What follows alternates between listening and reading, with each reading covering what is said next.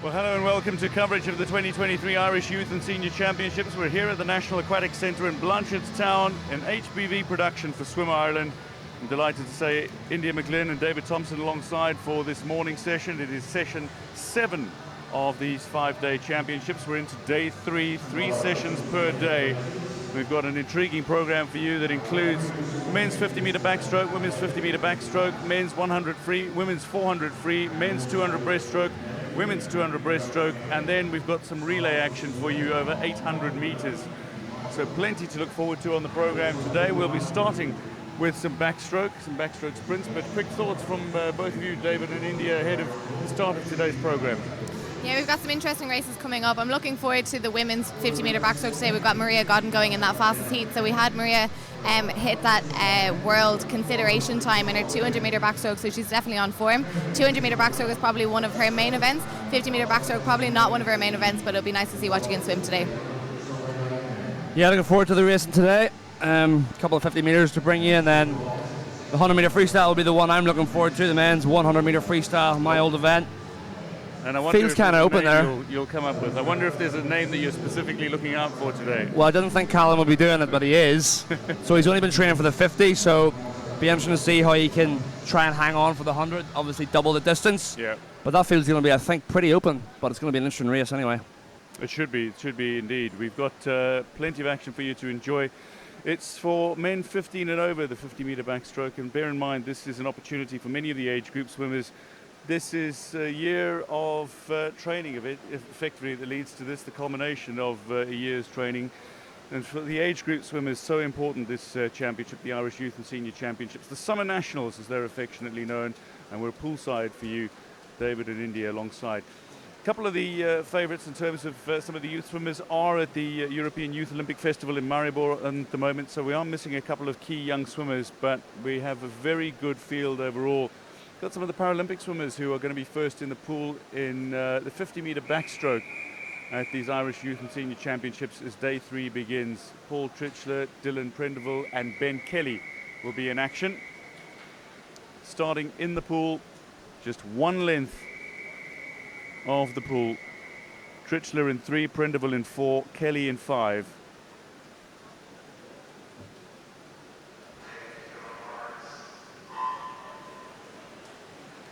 So this is the start of the men's 15 and over 50-metre backstroke.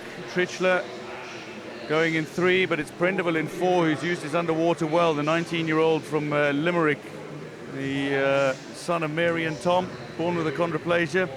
He's looking to go beyond his personal best of 52.58 over this distance. Paul Tritchler from New Ross in Wexford and is currently second, and then Asgard swimmer Ben Kelly is second, and then Paul Tritchler third at the moment. Yeah, really uses underwaters, like Dwayne said. Massive advantage to be able to use your underwaters on that backstroke. He went to about 12, 13 metres, and now he's just pulling away from the rest of the field. Dwayne said the best time at 52.58. He's going to be right around that. Maybe slightly under. That'll be a great swim. Go on. Yeah, 52.3. Slightly under. Slight PB for Prendeville to take the first position in that race. So fantastic from Prendeville. Drops a new low. Ben Kelly touches in 57.68. He goes sub 1 minute, so a good result for Ben Kelly. And the New Ross swimmer slowly coming to the wall. The man in lane 3, Paul Tritchler, touches now. 1:16.92, so outside his personal best. Good drop there for Ben Kelly from a 1:08 on his entry time all the way down to 57, so that's a big drop for him on day 3 here. To the 50-metre backstroke for 15 and over, heat 2 of 11. 8 swimmers going. Budisea, Walsh, Kasky, Lynch, Petrauskas, Lynham, Kamara and Clenaghan. Yeah, again, another splash and dash event to start off day number 3 at the Irish Summer Championships. We've only got 0.1 of a second separating these next 7 or 8 swimmers. So it'll be an interesting start here for heat number 2. Interesting you see there, for those of you that don't know, the backstroke wedge that's been introduced. So if you look at that contraption that's on the block there, pretty much the swimmers can adjust it to whatever height they want the little ledge to be. You can see it hanging down over the touchpad there, and then it basically takes away all that anxiety of your feet slipping on backstroke, so gives you something to push off on. Similar to the wedge on the start for the freestyle fly and breaststroke. Kamato's a scratch from lane 7, but getting away very nicely, going in lane 8 alongside with David Clenahan. Going in lane 5 as well, it's Petrauskas who's looking really good at the moment through the 25-meter mark. He leads, and Petrauskas is just pulling away now a little from the field. Decent looking swim as well from Vunisea going in 1, but it looks to be Petrauskas all the way. Clenahan is fading in the closing stages. Petrauskas is going to touch first. Vunisea touches second. I think it was just a light touch there from lane number 5. It definitely was lane number 5 that took the heat there, so it'll be interesting to see what the touchpad results bring up. Strong start from lane number 8, really, really strong underwater, but it was lane number 5 that really just built a lot of ground there, taking that second heat. To the third heat we go. Carroll, Bradley, Mahon, Little, Lynch, Nugent, Sweeney Noonan, Lacey, Hilton and Lapko.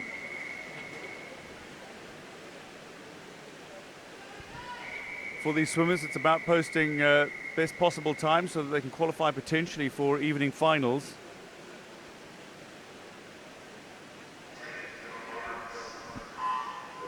Men's 50-meter backstroke is underway. A bit of a slow start for Finn Nugent going in 5.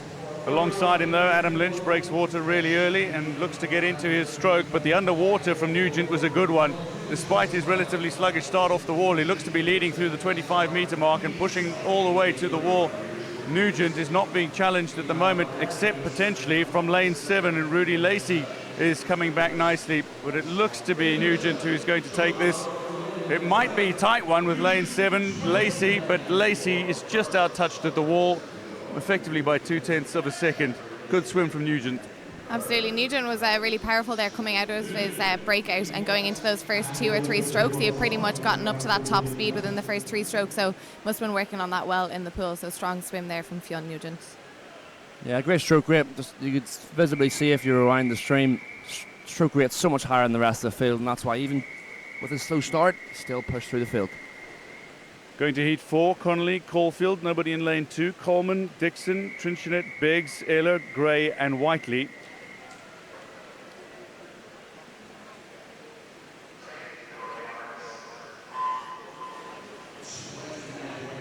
Getting away with a very good underwater, it looks to be Ewan Dixon of Sharks, and Dixon has come up well in front. That is a fantastic underwater from the 16-year-old Shark swimmer. But going very strongly in lane 8 is Gray, Reese Gray. Maybe looking to make up a little bit here on the man in lane 8, on the man in lane 4, but it's Dixon who is leading, and Dixon should get to the wall first. It is Dixon just ahead of Gray, but that's a fine swim from Gray in lane 8. Yeah, he was coming home really strong there. Bit of an odd finish. He kind of was between strokes. Probably what cost him the touch, actually, the Glen Albin swimmer. So a 30.31 though. Really getting down around, pushing in to get that sub 30 points. So yeah, good swim. It's hard going first thing in the morning on a 50. To heat 5 we go. Pinto, Panov, McAteer, George, Mullen, Daniels, Howard, Ryan, Van Dam, Geng and Mullen.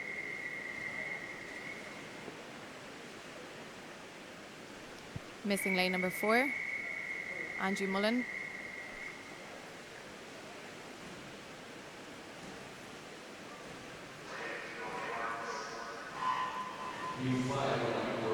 So heat 5 of the men's 50-meter backstroke is underway.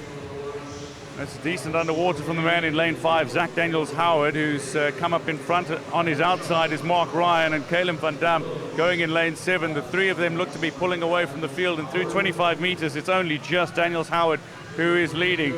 Van Dam is showing some strength in the pool. But coming into the final 5 meters now, it looks to be Daniels Howard. Is he going to hold it to the wall? He does indeed, just ahead of Van Dam, with Ryan touching 3rd.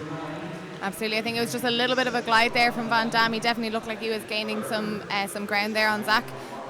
But no, fantastic swim from all the lads there, bringing it again back down to that 30 point. So looking like some strong swims, some strong heat swims. To heat 6 we go of 11. We're going through all 11 of the prelims in this morning session for the men's 50-metre backstroke. Gallant, Griffin, Spollen, McElroy, Sanchez, Holmes, O'Leary, Fain, Velick, Longmore and Hooker. Yeah, I expect to see maybe a sub 30 here now in this heat. Just with how the times are trending down.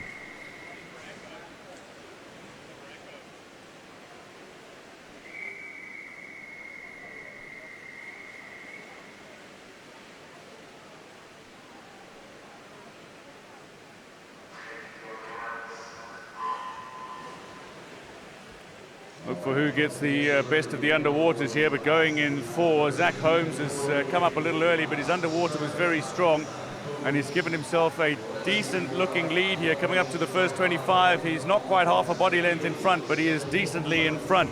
Adam Velick, the Czech swimmer going in lane 7, looked decent as well, but it certainly looks to be Zach Holmes who's taking it all the way to the wall. He comes up toward the final 5 meters now, and he's leading by a good half a body length. He'll touch first, well ahead of David O'Leary, with Oscar Longmore third. Ricky Fain touches fourth. Yeah, 29.44 was all on the start. Was so far ahead at 15. He just carried that momentum through to about 25, 30 meters, and just held it through. The 50 backstroke's a weird one, because it's so important to not spin your arms too much, but you got to get that rate up. You know, you're not as efficient as you are on your front, obviously, so 29.4, that's a big best time for him, almost a second.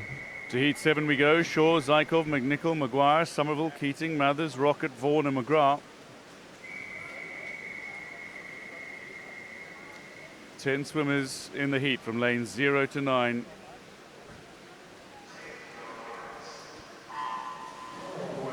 Dara Somerville getting off to a really good start, good reaction time. He's got a good underwater as well. Somerville and Keating alongside one another in lanes 4 and 5. But the man in lane 7 is living up to his name here. Mark Rocket is flying through the water over the opening 25 meters, and he might be going sub 30 seconds.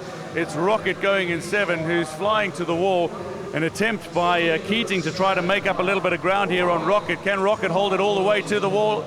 He does indeed. Mark Rocket, 28.45.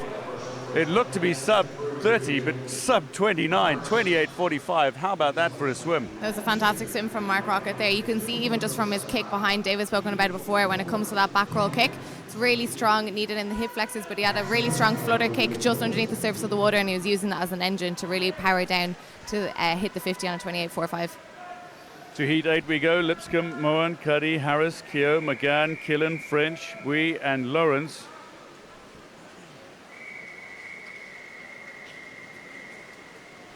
Some of these swimmers taking enormous delight in plunging into the pool before the backstroke. Can't imagine what that would be like. I never raced backstrokes.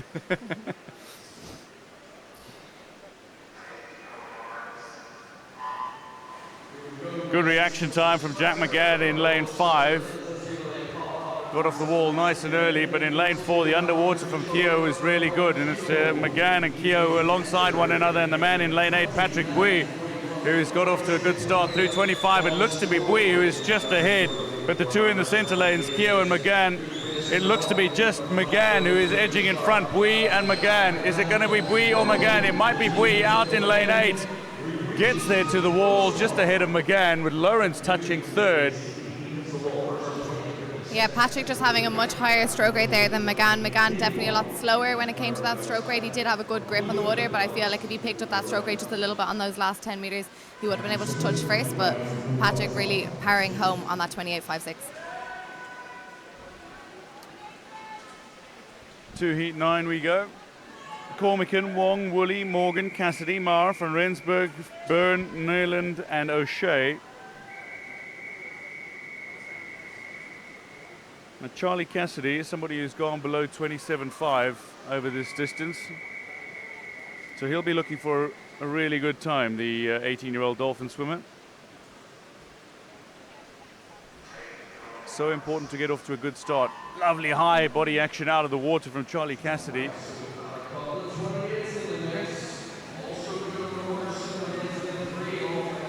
I think we're going to see a DQ from lane 9, but at the moment Leading in the pool is Van Rensburg going in lane 6. Van Rensburg is showing great strength in the pool. So too is Darren Morgan going in lane 3. A little bit of action now from Charlie Cassidy and Anthony Marr in the middle lanes to catch up. Who's going to take this? This is Byrne, Finn Byrne. How about that for a final 25 meters from Finn Byrne? Van Rensburg fades to 3rd. Cassidy touches 2nd. Yeah, time's dropping really quick now, down to a 27.8 there for Byrne. He had a fantastic swim the whole way through. Couldn't really pick too many faults there with that one. 27.8 for him. He'll definitely be back for tonight's finals. And yeah, just a disqualification in lane 9. Just went early. Tried to anticipate the buzzer and got it wrong on that occasion. To heat 10, Murphy, Winston, Rynn, Irwin, Walsh, Hussey, Mulholland, Mason, Harvey, Balgos and Merrigan. This is the penultimate heat of the men's 50-meter backstroke.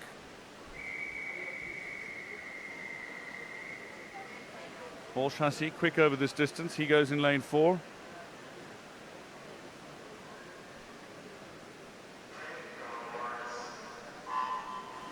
Great high action from Neddy Irwin going in lane 3.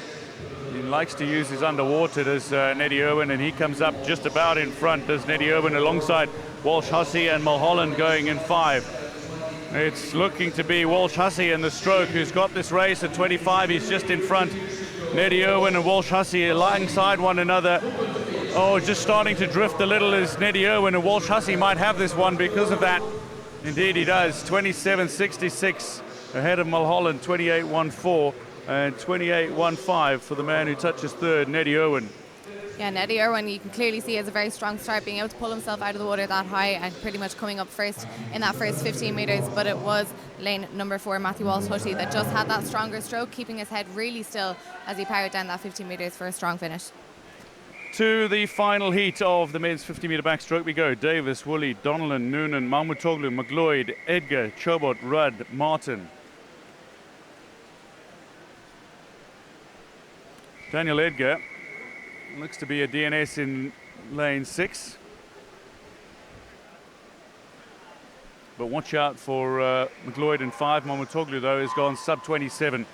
And he goes in the centre lane, lane number 4. Mamutoglu's underwater exceptional. Comes up and he's in front, Mamutoglu, but alongside him, McLeod is not letting him get away, certainly not at the moment. Much will come down to the final few strokes here. McLeod is starting to drift a little in toward the lane rope. That might set him off a bit, but Mamutoglu is leading. Mamutoglu and McLeod, it's a battle to the wall here between the two in the centre lanes. Who's going to catch it on the stroke? It's McLeod ahead of Chobot, Donnellan. Mamutoglu certainly touched quicker than the 28.91. It was a fantastic swim there from Ewan. He really has been working on his speed the past couple of months. I think there was a couple of things he probably fixed coming into the finals even, and again, like he said, he was kind of just drifting off on that lane rope. I think that final stroke definitely a little bit too much of a glide, so I think he's a little bit faster, but a good swim there, 27.53 to bring his time down from a 27.7. We move on now to the women's 50-metre backstroke. Our first heat of 12, Orla Meehan, Alana O'Farrell and Ruth Alimatu Toure.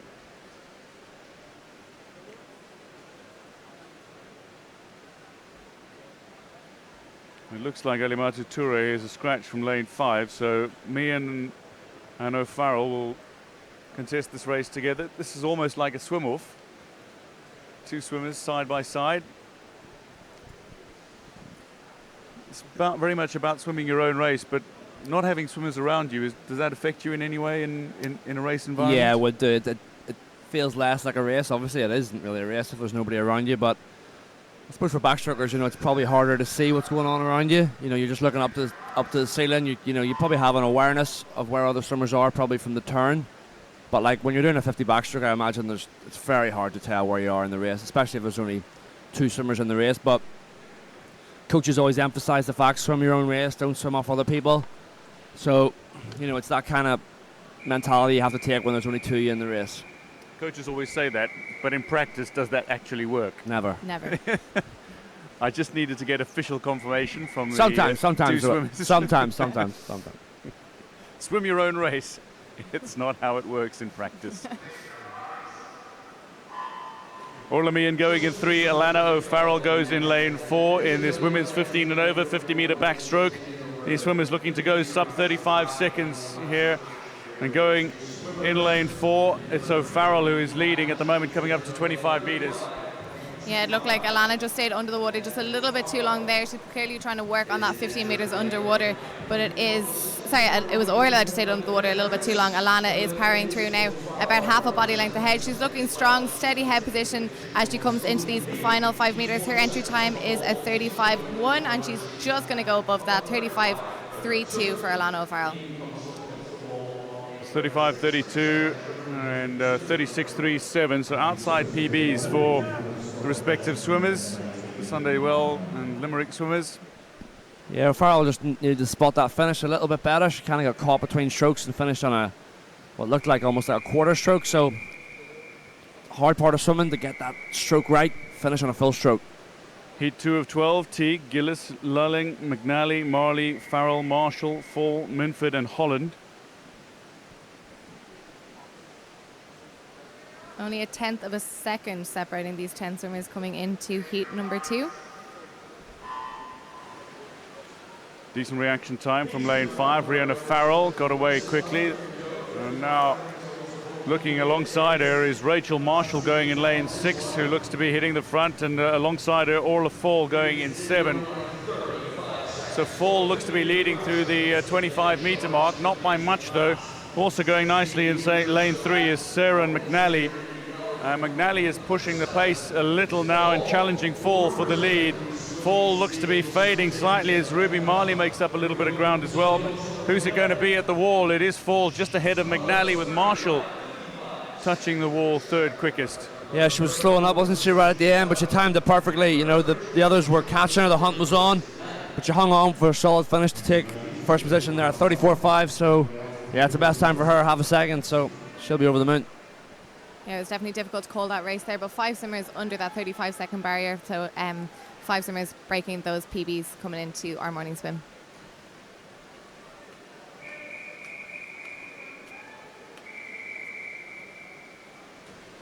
To heat 3 we go. Steins, Nolte, Brown, Dawson, Joyce, Price, Redden, Glynn, Fielding and Samir.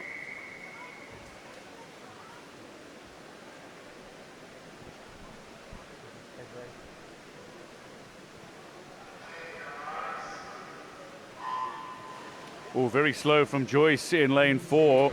Looked like she froze on the wall just a little. Price alongside her, though, got off to a really good start going in lane 5, but in the stroke it is Joyce who's come up in front. Joyce, despite her sluggish start, has got into her stroke really quickly, and she's flying through the water. Through 25 meters, she's well in front, and Price is going to take this all the way to the wall.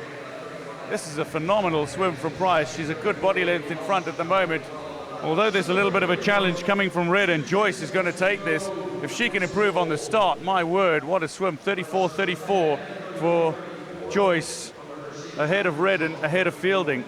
A strong swim there from Amelia Joyce, going about half a second below her PB, but I'd say she stayed on the wall for an extra 0.3, 0.4 in comparison to the rest of the field, so I definitely think she can bring it down below that 34-second barrier, but it is a strong swim. Hopefully she will get a second swim this evening. To heat 4 of 12 we go. Brown, Ruddy, Greenslade, O'Connor, Hayes. Nobody in 5. McInerney going in 6. O'Boyle, Flanagan and Silutina going in 9.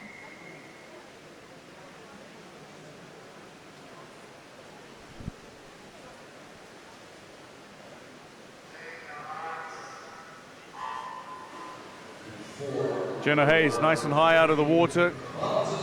Breaks the water really early, does Jenna Hayes, but gets into her stroke nicely. There's not much separating the swimmers coming up to the 25-meter mark. They're all relatively flat. Maybe some swimmers in the top lanes there. Lane number 7's looking good. Jane O'Boyle is looking quite strong, but it's impeccably hard to call. Coming into the finish here, keep your head still, keep the legs going. I think it might be O'Boyle. It's near impossible to call on the finish.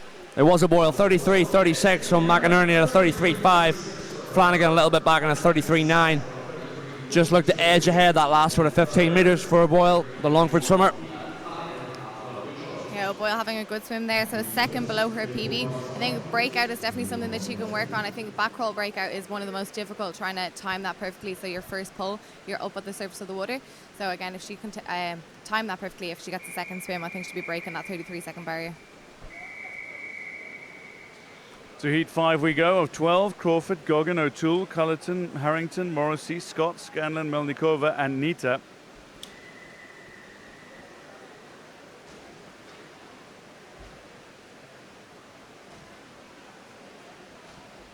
This is the women's 15 and over, 50-meter backstroke.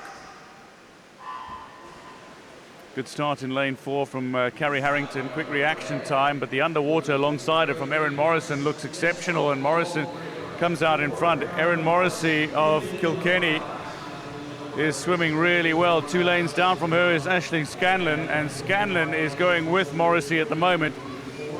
And then a little bit of a charge from Nita out in lane 9, but it's Morrissey certainly in lane 5 who's got this race under control. She needs to hold it over the final few meters, keep the legs driving all the way to the wall, and Morrissey might just be caught at the wall. She is indeed by Scanlon. Nita finishes 3rd. That's a great swim from Scanlon, especially over the last 25 meters.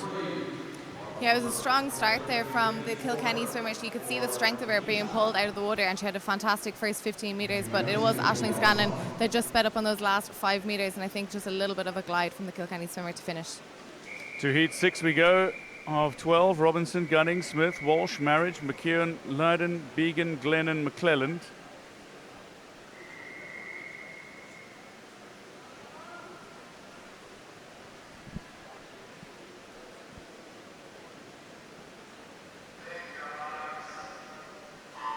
Away in heat 6 of the women's 50-meter backstroke here. And Marriage looks to have a decent underwater. She comes up in front going in lane 4. Does Emma Marriage. She's the only swimmer in the field with a seed time sub 34 seconds. And Marriage is at the moment being caught a little by the swimmers around her. Marriage, McKeown, Lydon, Began, Glennon, they're all up in a line. Even McClelland is making a little bit of a run. This is going to be very difficult to call. McKeown, Lydon, Began. Marriage, has she got enough in the tank to push it to the wall? It looks like she's going to miss out. It's Began ahead of Marriage. McKeown touches 3rd. Lydon touches 4th fastest, but very tight between the top 5. Just shows you that was so tight coming into the wall, but in the end, but from the top 5 there was almost 0.6 of a second, so it just shows you that the skill to be able to get your hand on the wall and shoot your hand back fast, you know, to get your hand on the wall. So it's a real skill all these young swimmers will have to learn and adapt to, especially on a 50 backstroke, no mistakes. Go to heat 7, Minto, Mahan, Harrington, Byrne, Randalls, O'Connell, Janutivskaita, Walsh, Perica and Byrne.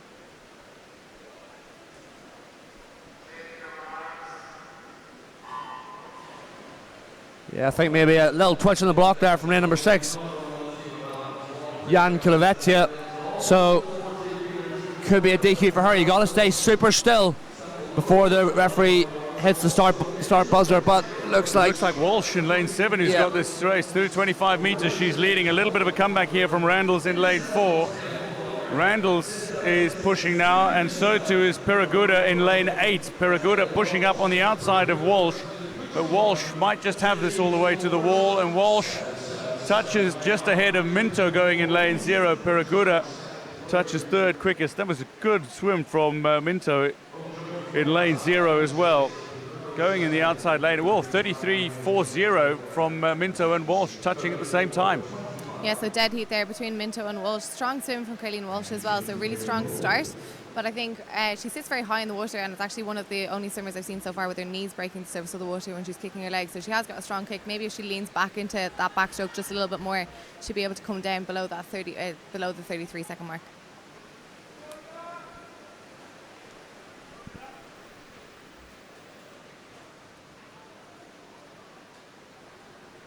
Yeah, we're just looking at the officials are checking lane number 6 there to check the wedge block to see if there was anything wrong, because there was a bit of a twitch there from the swimmer.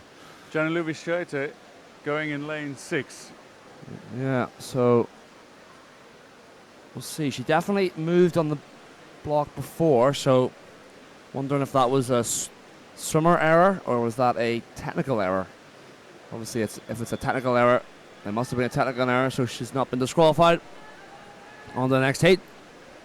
To heat 8 we go. Doran, O'Neill, Harrington, Charles, O'Dwyer, O'Rourke, McArdle, Donnelly, Phillips and Dickens.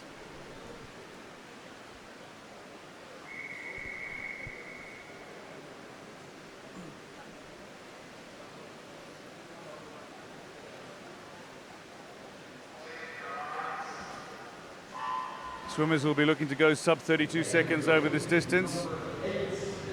It's a really good underwater from Rachel Childs going in 3, and Maeve O'Rourke going in 5 has come up in front. It looks to be O'Rourke who is just a little ahead, but a really good swim from Rachel Childs going in 3. Coming up in lane 4 is O'Dwyer, a little behind at the moment.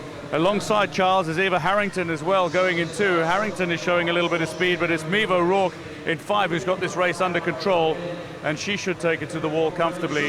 Indeed does. 32.26. So good fast time for Maeve O'Rourke. Effectively half a second off her best. Yeah, Maeve O'Rourke had a very strong second 25 there. I think lane number 2, Ava Harrington, her first 25 was fantastic. Her stroke rate was really high. She was sitting nice and high in the water, and I think she was leading the pack.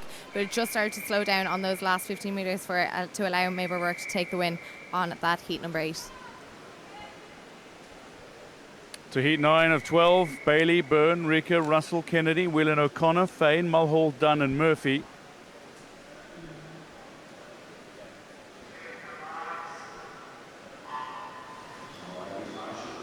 Swimmers getting away really quickly, but the underwater of a couple of these swimmers is impressive, most notably Lavinia Rika going in lane 2. How about that for an underwater?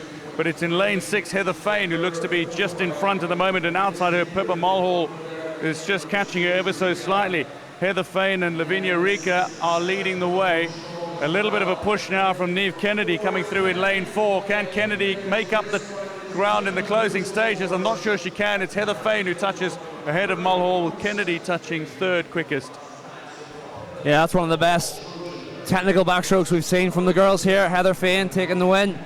Loved how low her head was, how flat her body was, and how steady her head stayed as the arms came right over the top.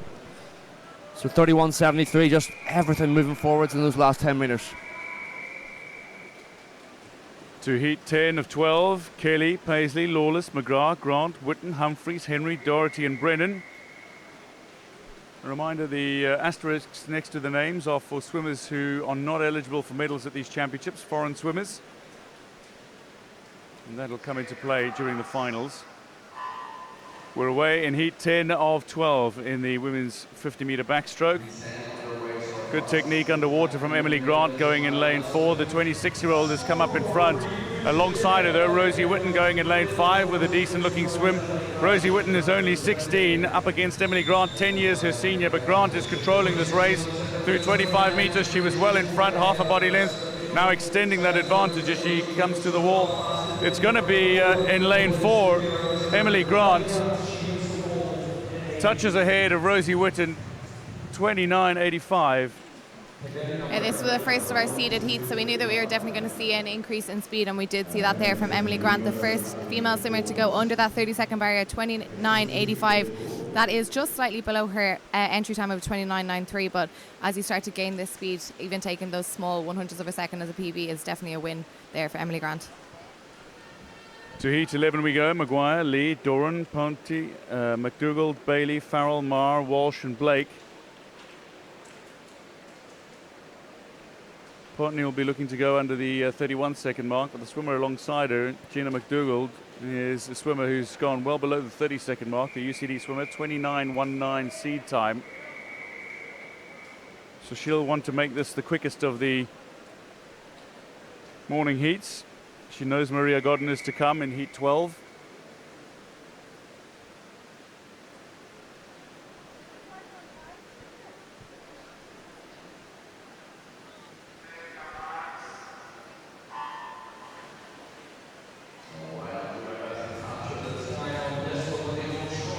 And indeed, the underwater from McDougall is a very good one.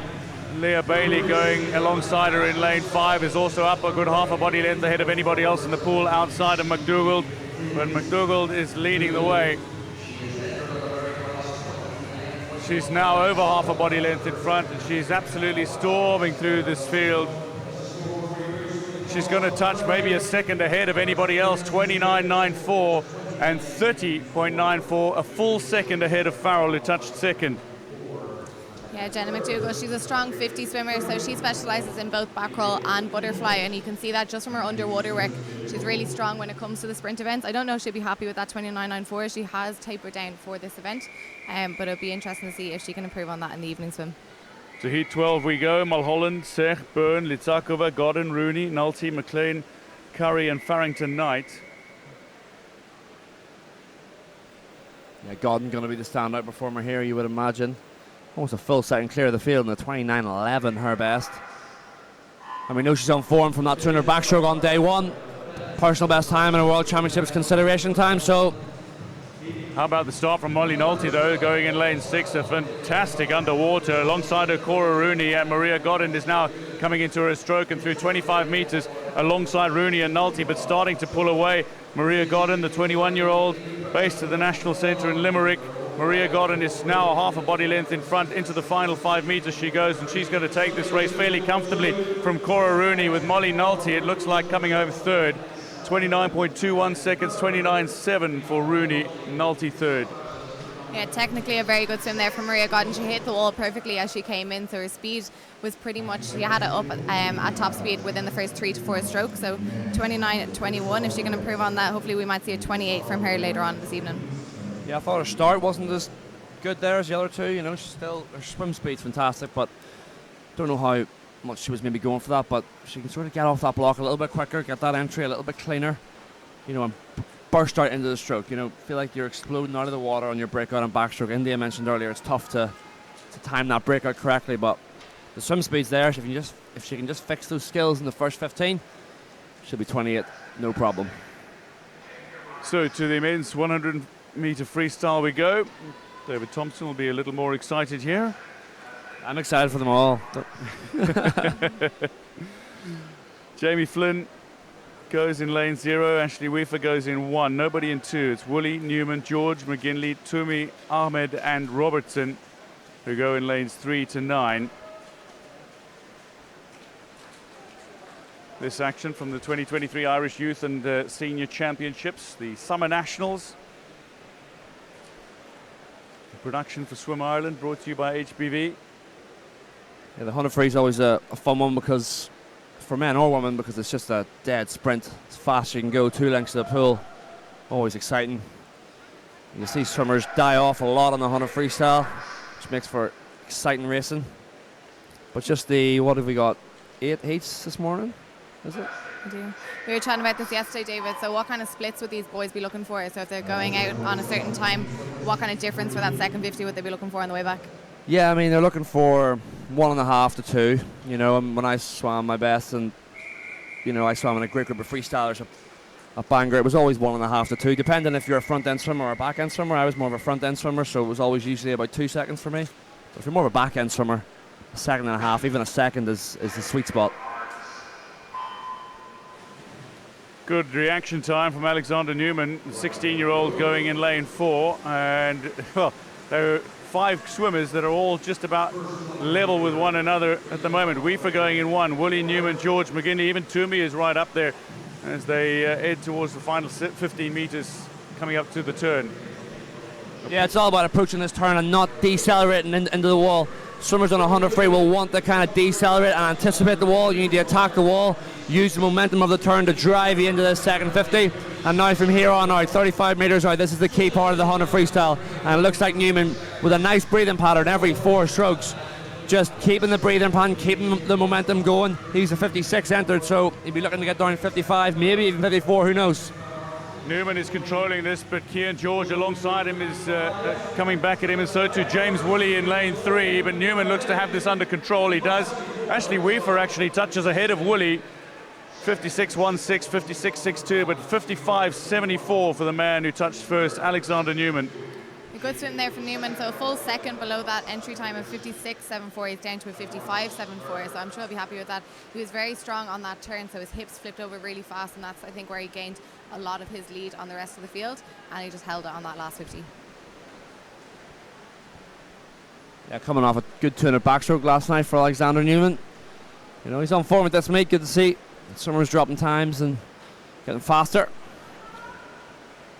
And we go now to heat 24 of 30. O'Grady, Nerland, Bemmer, Van Rensburg, Byrne, Griffin, O'Neill, O'Sullivan, Breen and Smith. A couple of swimmers who've only just got out of the water. Back in the water for this race. Finn Byrne with a good reaction time. Van Rensburg too, going in lane 3. Van Rensburg, but alongside him is Finn Byrne, who's got the early lead. Up through 25 meters, he is in front. It looks to be a decent looking swim as well from Christian Neelan, going in 1. Yeah, fantastic start there from Fionn. He looks like he's really on top of the water here, so his stroke is nice and long. Let's just see if he can keep that speed up coming into his turn. Good turn from Fionn as well, and keeping his head down coming off that breakout as well, so keeping his head down for another 2 strokes before getting back into that breath. He's pretty much gained a full body length ahead of the rest of the field coming down this last 25. Again, his entry time into this is a 56.23. If he can maintain this speed, looks like he'll be getting a 54 high, 55 mid.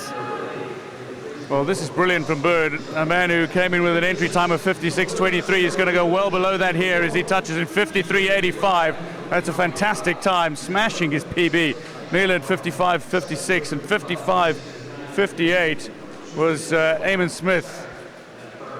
Yeah, really interesting breathing pattern there from Byrne. He was breathing every 2 strokes on the way out in the first 50, but on the back 50, he was breathing every 4 strokes. So that's obviously a tactic that he employs, and probably breathing every 4, the less breaths you have in that back 50, the flatter your body position is going to be. So that's why he really accelerated into that wall for a 53 point. Heat 25 sees Flanagan, Sadarainagi, Middleton, Lawrence, Rinn, Fagan, Rizinchenko, Cummings, Kennedy and McCarthy go in lanes 0 to 9. It looks to be Kennedy going in lane 8, who's off to a really good start. So too on the near side lanes. Sadarainagi has got a decent looking swim and is just ahead of Middleton at the moment, but coming through the centre lanes, Lawrence and then Fagan as well up towards the wall at 50. There's very little separating the top 5.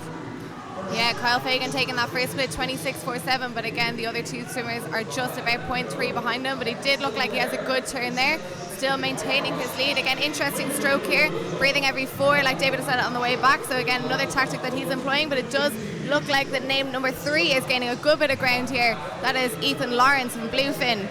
Looks like it's going to be down to the touch of these 2 swimmers. Fagan and Lawrence going to the wall. It's going to be Fagan just ahead of Lawrence. Riznichenko is 3rd quickest. Fagan, he got the win, Fagan, but you got to keep your head down going into that finish. He lifted his head right up as his last stroke was coming in, almost anticipating to turn around and look for the clock. Got to keep your head right down, tuck the chin in.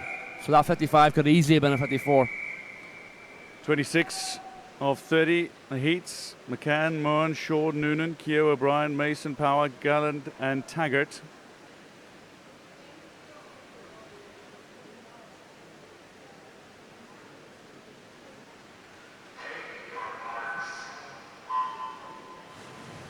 All the swimmers off the blocks relatively in sync, but very quickly into his stroke. Dylan O'Brien going in lane 5, and O'Brien looks to be hitting the front early with Sheena Noonan showing a little bit of pace in lane 3, but it's O'Brien who looks to have the first 50 under wraps.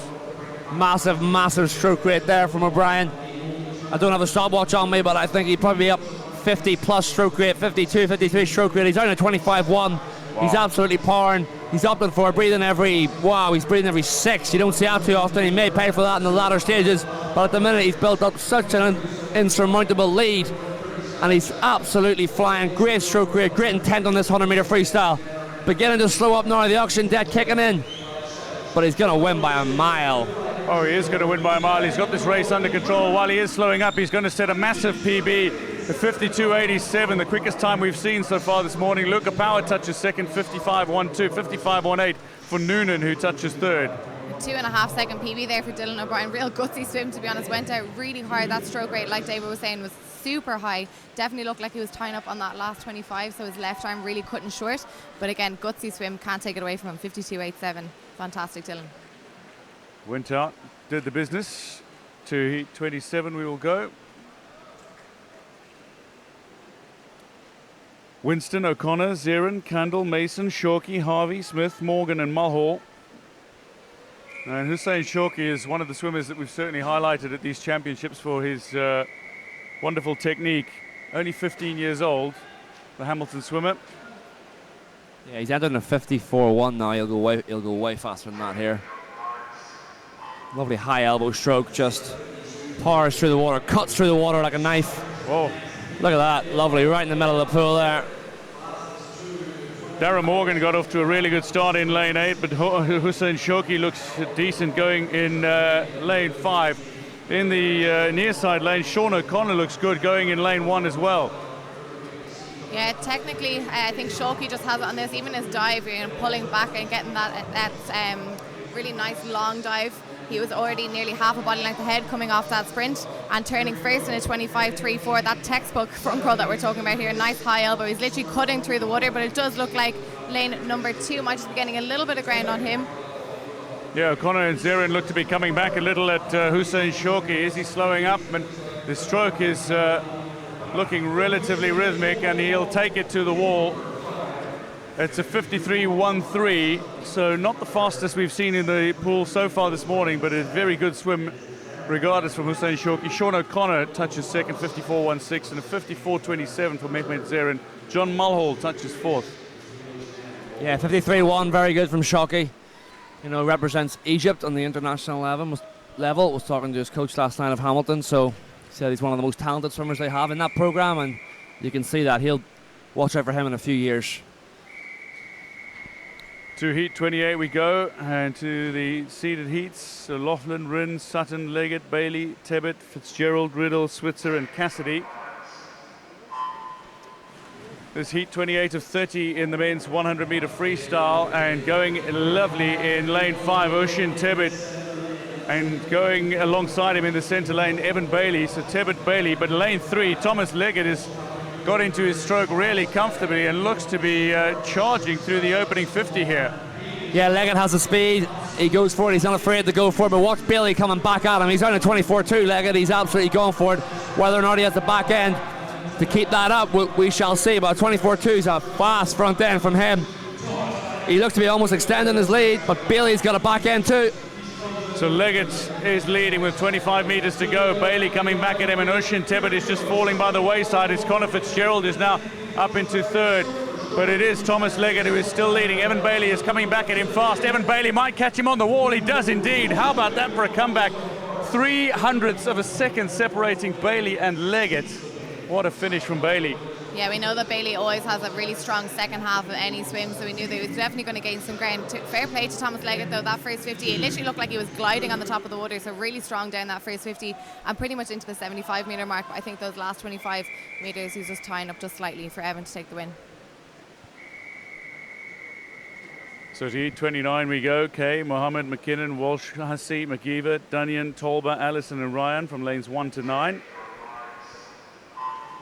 Nobody in lane 0. Aidan Kay got off to a good start going in lane 1, but the underwater from the man in lane 5, Finn McGeever, looked really good. But the man who's in his stroke and showing speed in the pool is Rory McKinnon going in 3. Yeah, Roy McKinnon again, really looking like he's high on top of the water here. He's eating up the water, really long stroke. I think we're going to have a decent split here from the wetsuit swimmer. And he's turning on a 24.58. Matthew Walsh just slightly behind, 25.04. But it will be this last 25 that I think Matthew might just catch a little bit of ground on the wetsuit swimmer, Rory McKinnon. So 25 metres to go. It is Rory McKinnon who is leading. Walsh Hussey is coming back at him though. Walsh Hussey going in lane 4. Finn McGeever is just a little bit back, but Walsh Hussey trying to come back at Rory McKinnon, who is holding on. And McKinnon might just hold it. Is Walsh Hussey going to catch him at the wall? No, he's not. McKinnon takes it from Walsh Hussey, only just 0.14 of a second between them. Yeah, good racing there. Good 100 freestyle, old school racing on that back 50. You know, no, only one swimmer I think kind of took the reins there on the first 50, and then it was all about the back 50. But got Callum Bain coming up here in lane 4. Watch out for his start. He'll be first to 50, no doubt. Heat 30 of 30. This is the last of the men's 100 metre freestyle heats. Fitzmaurice, Cook, Colgan, Morgan and Bain go in heats lanes 0 to 4. Then Quinn, Mamatoglu, Eatwell and Kinchelo go in lane 9.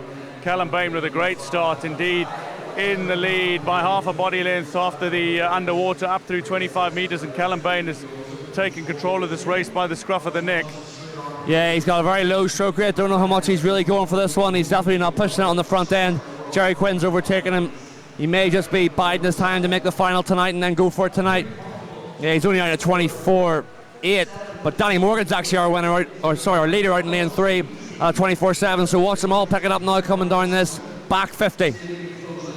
And the two of them swimming side by side, hugging the lane rope. They both are. It's Morgan and Bain alongside one another. Don't discount Jerry Quinn going in 6 as well. He's just a little behind. Callum Bain would not want to be beaten in the pool, so puts a little extra spurt in now and will take it to the wall. Callum Bain touches 51.56 ahead of Jerry Quinn and Danny Morgan. Yeah, Callum just chilled that one massively. You know, out in the 24 high, came back on a 26 mid for a 51.6. His best time's all the way down at a 50.0, so focusing on the 50 at the minute as opposed to the 100. But good to see him still giving the 100 a go. 51.6. He'll go in, I think, maybe third for tonight. Yeah, he looked strong. He looked comfortable there, Callum, to be fair. So he just kind of took it out. Nice, slow stroke rate, but really grasping onto that water. Turning third, but still coming back to take the win on the final heat.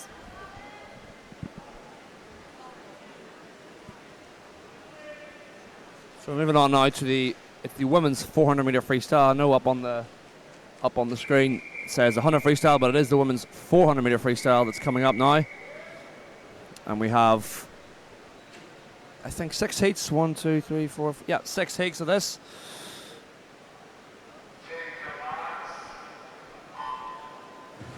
So heat 9 of 13 in the women's 400 meter freestyle. We've got Lara King going in 0, Walsh, Ledgerwood, Mulloy, Mulholland, O'Shea, Kavanagh, O'Sullivan, Quinn and Ryan.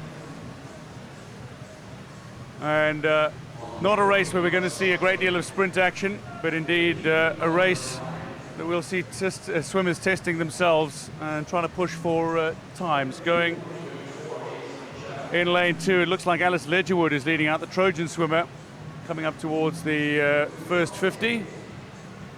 Yeah, moving on to the 400, it's definitely not a sprint event. It is more about endurance. So you'll still see different tactics when it comes to the 400 meter free. Some swimmers like to take out that first 200 and maintain. Other swimmers like to build on each 100. So they have been doing a lot of pace work in the water as well. So they know what times they need to be doing for each 100 split. But it does look like name number 2, so that's Alex Woods of the NAC, is just taking the slight lead here. So she's probably just getting into that stroke rate, finding that pace, and she's going to try and maintain or build coming into this second 100. Yeah, the 400 meters is an interesting race to swim because it's not quite a sprint, but it's certainly not quite the distance races either. How do you balance that when you go into a race? For myself, anytime I swam the 400 meters, I personally would like to build within the 400, so go out comfortable enough, not taking it out too slow or anything, but kind of finding that pace initially, and then each 100 just slightly starting to push that pace a little bit more, and then just giving up my all on that last 100. But again, some other swimmers like to take out the first 200 that little bit harder, and then just try and maintain that pace throughout the last 400. So it just depends on the swimmer. What about yourself, David? Yeah, you got to break it down. 400 is definitely not a sprint. It's a distance event. You will get a lot of 800 freestylers and 1500 freestylers swimming down to the 400. You got to have a crazy amount of endurance, speed endurance is almost as well to be able to swim it efficiently. So you break it down into hundreds. 4 100s would be the way to break it down. You know, the first 100 kind of takes care of itself, set up the stroke, and then that middle 200 have got to almost be exactly the same. And then, like India said, you got to almost build, especially from 150 meters out. You got to build that 50, and then the last 100 you got to completely go for it. So it's not quite the same kind of cat and mouse effect you get as you get on an 800 or a 15, but it's still that kind of game, isn't it? So Lara King at the moment and Alice Ledgerwood, the top 2 in the race. King going in lane 0 and Alice Ledgerwood going in lane 2. Just ignore the names at the bottom of the screen. There seems to be an issue with the graphics, but I can confirm that it is Lara King in the water and Alice Ledgerwood going in lane 2, who are effectively side by side as they come up to the wall. Yeah, so we have a change in leader here. It is lane 0. That's just going to take that turn now. We haven't got the splits, unfortunately, coming up on the wall, but the girls were going around 37 mark, so hopefully that they are kind of building on that 37 and not going any slower. We spoke about it yesterday when it came to the 200s. If you start to lose that speed, it's very difficult to try and gain it back. That's why we're talking about this building method, that each 50 they're trying to maintain or try and build on that speed. So again, hopefully we'll get the splits coming up as we come down this 300 metre mark. Mira O'Sullivan is looking to pull away a little as well from Michelle O'Shea in lane 5, who for a while looked to be positioned in third, but it's King ahead of Ledgerwood at the moment as they come up towards the 300 metre mark. Yeah, these swimmers will be swimming off each other now. This last 100, forget about tactics and just race. The legs have got to come in around maybe 10 metres from now, 75 out, you got to really pick it up. Don't worry about the names and the timing, folks. The times will be secure for these swimmers. Just there's a wee problem with the graphics, and even on our scoreboard here at the National Aquatic Centre, it's still coming up the same as what you're seeing. So we can confirm it is still the same two swimmers. That's King and Ledgerwood. It's going to be a race into the finish. They're coming in on times of 4:54 and 4:52, so should be maybe right around that, if not a little bit quicker. Yeah, Lara King training at the 300 metre mark at a 3:34, so her entry time is a 4:54. Hopefully she can bring it back. She has been splitting around that 37 mark, so that's around a 1:15 per 100, so it looks like she might just be able to drop below that 4:54 mark. Coming into the last 15 metres, about 20 seconds off her time here. She's really starting to bring in that leg kick for these final few metres. It does look like Lara King is going to take the touch here, and it is in a 4:45.94. So strong swim there from these swim Belfast swimmer. Good swim from lane 0, Lara King ahead of Alice Ledgerwood.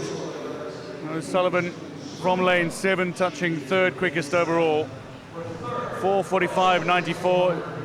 Takes a good chunk off a PB. Yeah, good swims from those two. Swam their own races. They went out quick and held on. Good drop there, almost 10 seconds. That's exactly what you want to be looking for in a 400 metre freestyle. At that sort of age group, you want to be dropping that kind of time consistently to get down to what you want. So hopefully the timing system will be fixed. It looks to be. No, yep, it is. So back to normality. So to Heat 10 we go. Ava Byrne, Began, Dawson, O'Neill, Lee, Nolan, McGrath, Feerick and Markey. Nobody in lane 1.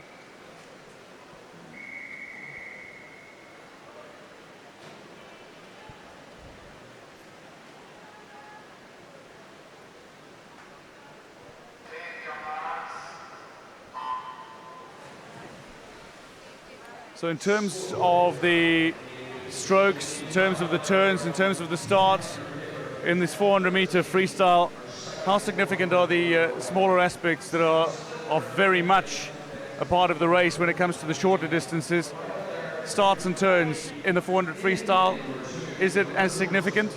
No, it's not as significant, no way. 400 metre freestyle, they're not known for their good starts. You look at the world record holder from way back, Paul Peterman, or in the 400, it's at the minute now it's actually Summer McIntosh for the girls, but they're not known for their starts. The world champion there was Sam Short in the men's, not known for a start. These small technical aspects don't matter as much in the 400 metre freestyle. Yes, they matter because it is a shorter event. They'll matter more than on an 800 or a 1500.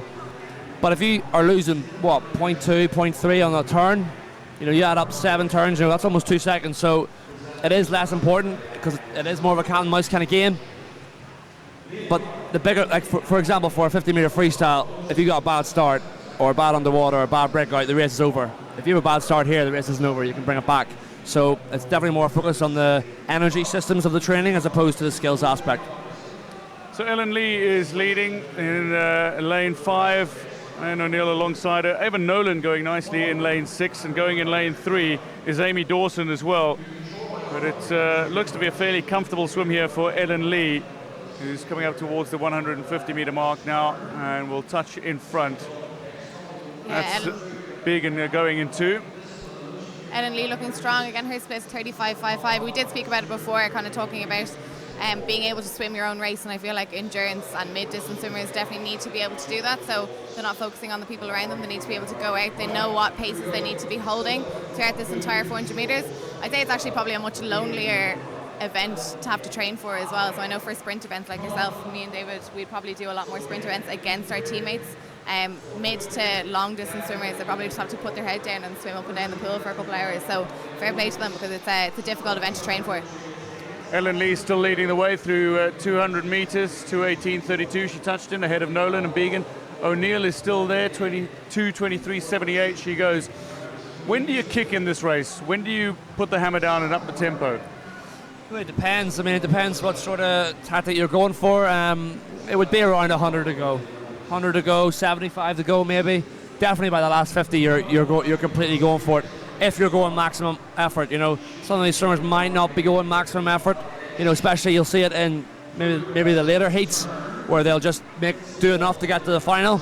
But yeah, around 100 or so meters you have to begin to up the legs, but it's a real skill because you got to save the legs throughout the race and just let them coast. You know, all you'll want to do is just kick your legs really, really hard because you're excited. But you have to conserve energy for this last 100 meters. What sort of beat rate are you looking at ideally then with the legs?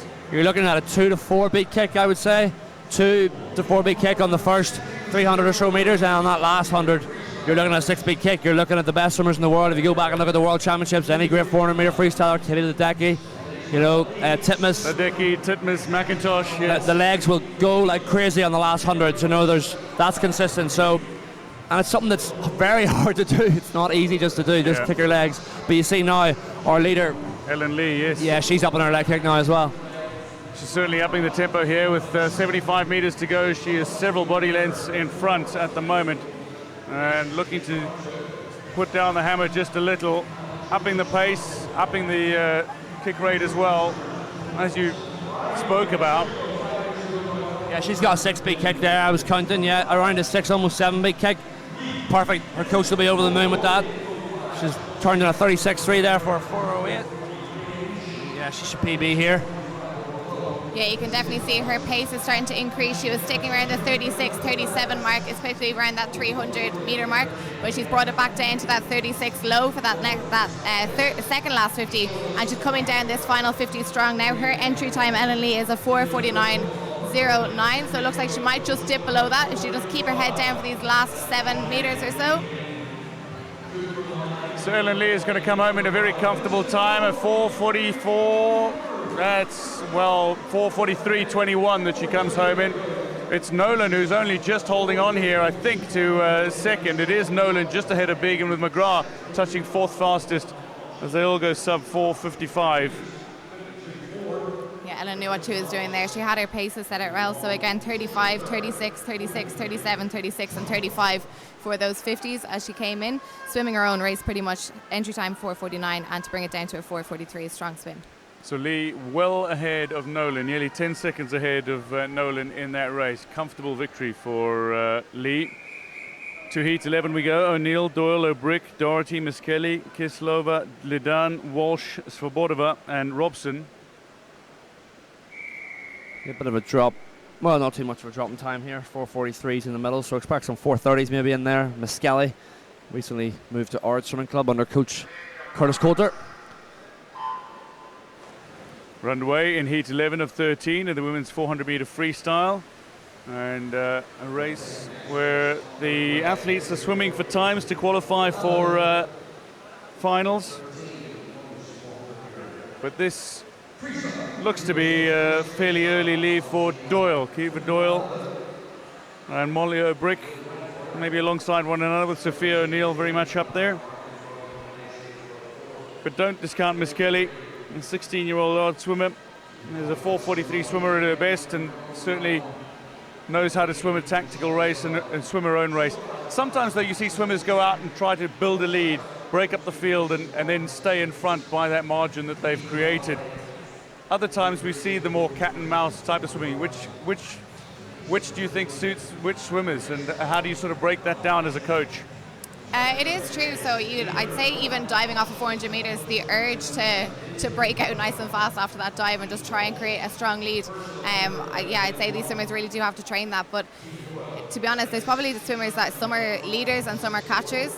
You'll see that particularly in relays. So you'll see some swimmers that can really just perform if they're slightly further behind on a relay event, that they are catchers and they like to really pick up that speed. Personally, myself, I'd rather be a catcher. So I'd like to see people out in front of me and I just try and build on that speed. So I wouldn't be someone that would take it out nice and hard, particularly my 200 fly. I would actually hang off people for the first 100 metres and then build coming into that last 100 metres and try and take it on the last 25. But say the likes of Caoimhe Doyle here, she looks like she knows what she's doing. She's taken out in the front and she seems comfortable enough out here in front as well. So it just depends on the swimmer, and I think the coaches just have to adapt to the swimmer as well.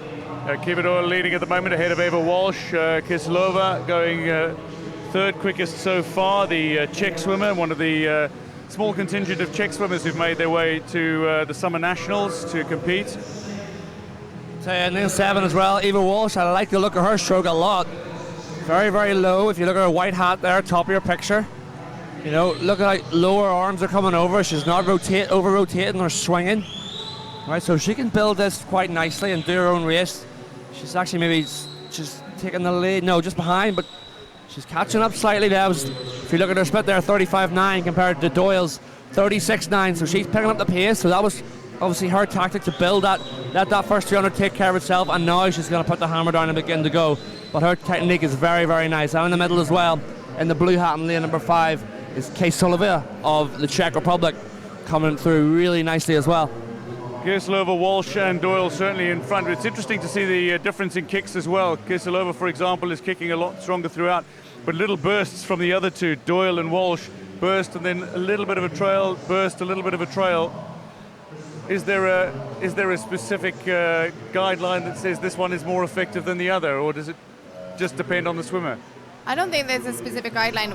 Front crawl kick is probably one thing that determines whether a swimmer is going to be a strong front crawler or not. So you can put some strong swimmers into the pool and give them a board and try and do front crawl kick. You can see which swimmers really need to use that front crawl leg kick for some of their events, and some that can maybe conserve a little bit of energy towards the end because they haven't got that endurance in the legs yet. So you'll see that here in the 400 metres. You have some swimmers that want to conserve that energy for the last 100 and they just have that 2 to 4 beat kick, but you have other swimmers that are clearly very strong with the leg endurance and they could just maintain kind of that 4 to 6 beat kick throughout. Doyle ahead of Kiselova, ahead of Walsh with 100 to go. It's looking like it's a very tight race between the front three, although maybe, just maybe, Walsh starting to fall away here. Being caught, in fact, by Lidan. Liana Lidan is coming through, but Kiselova and Doyle are still very much in this. Doyle is leading the way up with 75 odd meters to go. Yeah, look at Doyle's leg kick. Like Dwayne said, she's opting for that sort of spurting leg kick. It wouldn't be the way, it's not the most optimal way to kick. You need to, as you get older, you need to be able to, and stronger, you need to be able to hold your kick consistently throughout the race. If you imagine the propeller on the back of a boat, no matter what way you turn the boat, the propeller's still going. So you got to imagine your legs are like that. They never, ever, ever stop. They're constantly propelling you forward. But she's swimming really well here. She's timed it really to perfection, and she's going to get a big best time, looks like. So Caoimhe Doyle looks like she's going to take this. It's Kiselova who's also still very much in this. But it is Caoimhe Doyle who touches ahead of Clara Doherty, who came back strong over the final 100. Kiselova touches third quickest, and Liana Lidan touching fourth. Yeah, strong swim there from Caoimhe Doyle. So we know that she clearly is an endurance swimmer. We had her in the IM event last night. We had her in the final of the IM. So she's clearly putting herself through a grueling competition over these next 5 days. So I'd say endurance definitely just seems to be her thing. She's clearly a very fit swimmer as well, and still to be able to come back with a 4-second PB after her IM swims last night is a strong swim. So heat 12 we go to next. Gordon, Robson, Prunty, Bentley, Friel, McKinney, Kelly, Jamison, Hand, Chamberlain.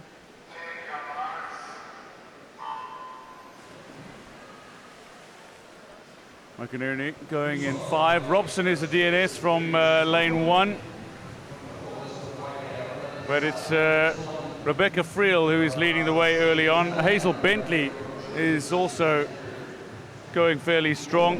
And McInerney going in lane 5, but it's certainly in lane 4 Friel who's up in front through the opening 50. Yeah, this is the first of our seeded heats. So we do have Rebecca Friel, our fastest qualifier, 4:23.53. So the second fastest in this heat is about 13 seconds slower. So we know that Rebecca Friel is going to take this out strong, and she has 30.47. I'm sure she's just going to settle into her stroke now. But I think she knows she's going to come into this into this heat and know that she's going to take the lead from the start. Yeah, if you notice those swimmers there, and every single swimmer, we're talking about leg kick in the last heat, so we'll continue that theme for a wee bit here. You know, they all kicked like crazy. They're all 6-speed. All 8 swimmers, all 9 swimmers, were all 6-speed kicking that first 50. Excited to get going, excited to start the race, but you need to learn in that first 50 to hold back. You don't need to overuse your legs because they will suffer on the back end. You need them for the back end. So it's a skill that all these swimmers have to learn. And even our leader at the minute, in lane number 4, Friel, she's got a big leg kick right now. So if she can hang on to that leg kick, that's serious. That just shows her fitness and her training has really, really paid off, because it's so difficult to kick your legs for 4.5 minutes at that kind of pace. You know, you've got to try and almost save your legs and use them as a boost at the end of the race. Be hoping to do just that. Rebecca Friel, who's leading from McInerney. Bentley is currently 3rd, Prunty 4th. Eva Hand as well, back in the water, touching 5th quickest overall. This an event, though, that has certainly been dominated by the likes of Summer McIntosh, Ariana Titmus and Katie Ledecky on the international scene for a while now. And fantastic to see the racing that's been going on between those 3 over the years, especially since the 2019 World Championships, when Titmus upset Ledecky.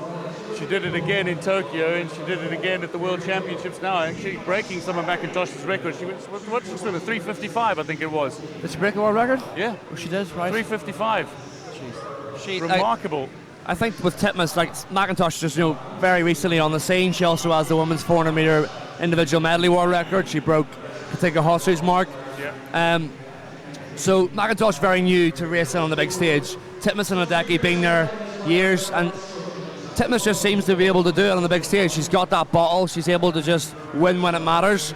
But to beat Ledecky is crazy. To upset Ledecky on that 400 is just is amazing. So, but watch over the coming years, especially into Paris next year, McIntosh begin to learn a bit more how to race at that high level and be right in the mix. Talk about being in the mix. McInerney here has just gone past Friel, and she's put herself into a very comfortable position. At the 250 meter mark, they were effectively neck and neck, but now McInerney is showing a little bit of strength in the pool, coming up towards the final 100. Yeah, McInerney definitely showing that catching swimmer that we were chatting about earlier. So Rebecca's holding around 36s for her 50s, but Holly McInerney has brought it down to 34s for those splits. So she's definitely starting to pick up the pace coming into this last 100 metres. Again, her split there 35.26, but Rebecca Friel split 36.32. So it looks like she's gaining a good bit of ground per 50 here. 75 metres to go now, and it's Rebecca Friel who's having to play a little bit of catch-up here. Holly McInerney is leading the way, the 15-year-old. Yeah, swimming a great race here. You know, bided her time in that first 200 metres, McInerney, the Temple Oaks swimmer, coached by Brian Sweeney in Dublin.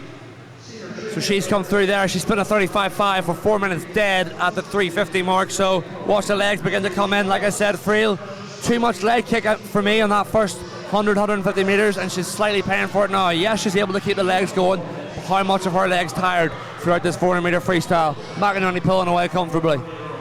Holly McInerney, a PB of 4:35.50 over this distance. It looks like she's going to go below that as she's coming home well ahead of Rebecca Friel, a 4:23 swimmer over this distance. That time is long gone, but it is going to be Holly McInerney who touches first, a 4:34.29, a fine PB for McInerney. Friel touches next to 4:38.54, well outside her personal best. 4:40.82 for Ava Hand, who touches third ahead of Prunty. Yeah, nice swim by Holly McInerney again. She swam her own race there. She knew how to keep her pace, and she used Rebecca to really build on that second 200. Maybe Rebecca just wasn't the freshest coming into this race. Again, her entry time 4:23 and to swim a 4:38.54. She won't be happy with that race, but it did look like she just died off on that last 200 metres. To the penultimate heat we go. Maria Godden in this one. Oh, McNamara, O'Shea, O'Connor, Bailey, Godden, Carol, Cochran, Purcell, Rock and Mulhall. The 13th heat of 13. There's still an alternate to 15 and over to come. But this is Maria Godden going in lane 4. A 4:19 swimmer at her best, and she should control this race from start to finish. But Hannah O'Shea showing some urgency in the opening 50. Yeah, 100%. I haven't seen Maria Godden swim freestyle before, I don't think, so excuse my ignorance, Maria. But 4:19 is a really good swim, so she's going to be focusing and tapering for the under-23 championships in a couple of weeks' time here in this very pool. So the National Centre Limerick swimmers are all doing the same. Herself, Owen Corby. So they're all looking for, this competition is just a training meet for them almost. So Maria Godden here entered on a 4:19, so looks to be a class of her own at the minute. All the rest of the field above are all bunched up, and their own personal battles will go on here. But Godden's out comfortably on a 1:03.41.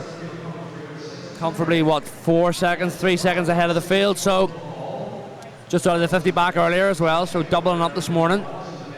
Yeah, it looks like she's using this competition as maybe a training session, kind of so using some of these longer endurance events, maybe just keep her training up, just see what form she's on. But she's looking really comfortable here. I love her high elbow when it comes to this front crawl, keeping her mouth very close to the water, so she looks like she's smooth swimming through here.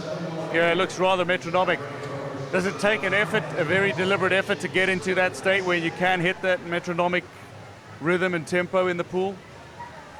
It just takes practice, like anything, yeah. It takes practice, and it takes a lot of pace work, a lot of pace 50s, pace 100s, things like that, to be able to, get into a rhythm and settle into a rhythm on this. A sprint event is very different. There's not so much rhythm in it, it's just go for it.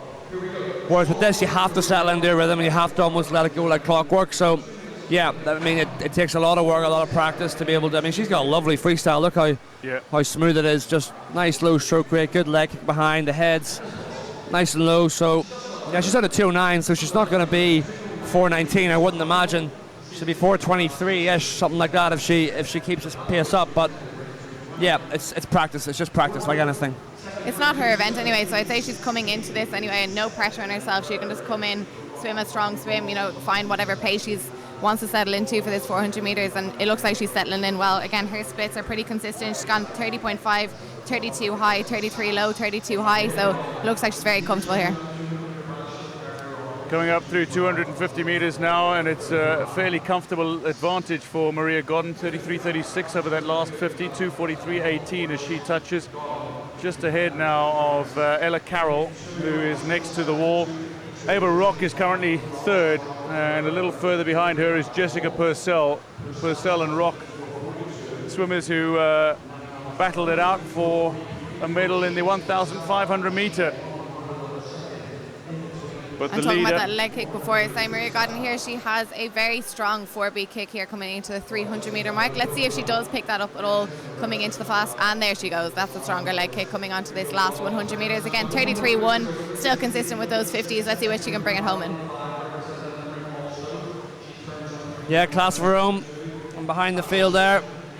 It's tough swimming on your own like that. Way out in front. She was way out. Look at that. There's no other swimmer in shot. Like Ledecky, almost miles clear. So it's all going to be about time for her, and we'll see. I'm not too sure how much she's going for it. See where she was 33, yeah, 33 again. So she's going to be roughly kind of what I said, around a 4:21-ish, maybe 4:20, 4:21. So just over her best, which is a good swimming season. coming up with 25 metres to go now, and it is very comfortable for Maria Godden, the 21-year-old, based out of National Centre in Limerick. Not really her event, but she's showing that she's got all-around ability here as she just comes to the wall. Lovely, long, languid stroke, legs going beautifully, and she comes to the wall in 4:22.03. You called the time less than halfway through the race, David.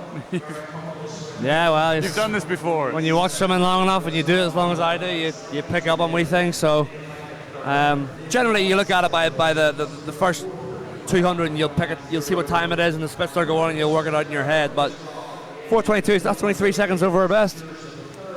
Ella Carroll, 4:35.90. Ava Rock, 4:37.25. She and Jessica Purcell seem to be alongside one another almost always, but Purcell, incredible last 50, India.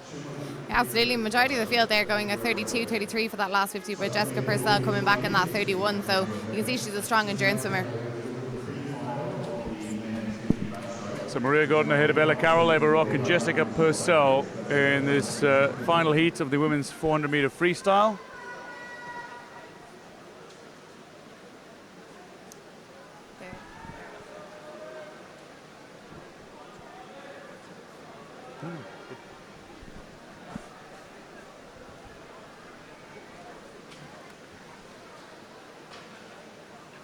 So to the 200 metre breaststroke we go now.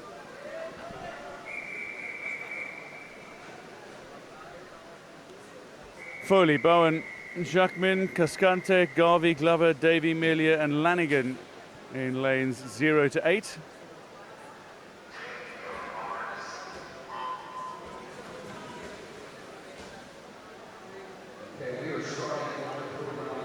Who's got the best underwater, who's got the best kick?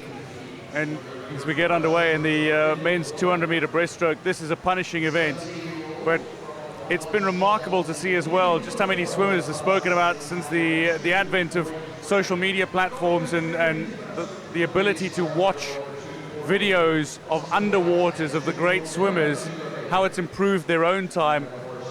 It used to be a case of this is what you do, you get in the pool and this is how you do it. Now you've got the ability to watch the very best in the world, how they do it, from literally cameras underneath the water. It's incredible, and I think Christian Sprenger was the first to talk about it, and when he broke the world record, spoke about how he watched the underwaters of Kitajima time and time again and helped improve his own racing. It's true, breaststroke has really evolved, particularly in the past kind of 5, 6, 7 years. You see the likes of Adam Peaty really actually focusing on that wedge kick, and I think the amount of people that have probably looked at Adam Peaty's underwaters, that wedge kick as well, and probably have transitioned that into their own swimming too. So being able to go back and watch over videos, particularly in the breaststroke events, it has evolved this stroke quite a bit over the past few years. Garvey is leading the way just ahead of Davy at the 100-meter mark, 100 meters to go in this 200-meter breaststroke. It's a punishing event. It saps the energy. It's so important to get the kick right in this breaststroke as well. Yeah, it's all kick. 200-meter breaststroke's literally all kick. You'll not see one good 200-meter breaststroker with a bad kick. Just one of my closest friends at Loughborough University was a 200-meter breaststroker, and he was a phenomenal kicker, you know, and such a focus on that because there's so much drag in a 200-meter breaststroke and in breaststroke in general. So that glide is so important. So you have to have a strong enough kick to be able to hold that glide and hold that streamline, because it's the only part of the race where you're actually fully streamlined is when you're gliding at the end. So yeah, so 40.22 there for Garvey. Comfortable lead here. One of the strongest kicks I think I've seen in a very long time is from our own Mona McSharry as well. That undulation, that hip drive from Mona is second to none, to be honest, in my opinion. 25 meters to go at the moment, and Garvey looks in a very comfortable position. Davy on his outside, 2 lanes down from him, is comfortably in second. At the moment, though, it looks like Cascante is having a little bit of a battle with Jacquemin, but Garvey has got this race under control and will come to the wall first in 2:36.28 over 200 meters.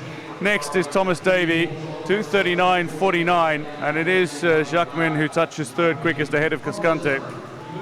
It's strong swim there for Maina Garvey to go out on a 1:15 and still be able to come back on a 1:20. That's quite impressive on a 200-meter breaststroke. I only swam maybe 2 or 3 200-meter breaststrokes in my swimming career, and it was probably put me off for never swam one again. You never swam one. I never swam a lot of events. 50-free. Never swam 400 medley, never swam 100 breaststroke, 200 breaststroke. I think you need to come out of retirement, David. Just get back in. Try them all out. Absolutely not. Not for that, anyway. 200-meter breaststroke, heat 10 of 14 now. Nobody in lane 8, but we've got Lannon, O'Callaghan, Fitzpatrick, Hussam, Pusher, Fain, Murphy, Leitchuk and McComb.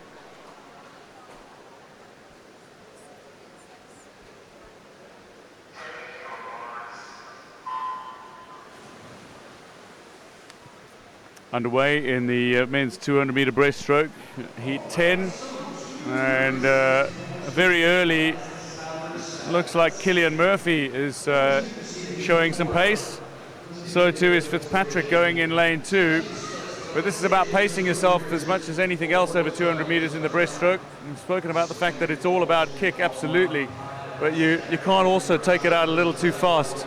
I mean, I remember when Cameron van der Berg started to try to swim 200 meters, just couldn't get it right in terms of pacing himself over 200 meters because of his ability over 50 in particular. He had so much speed and muscle, didn't he? He didn't have the body shape for a 200. But you're so right, Dwayne. A 200 meter breaststroke is very different than the other 200 meter events.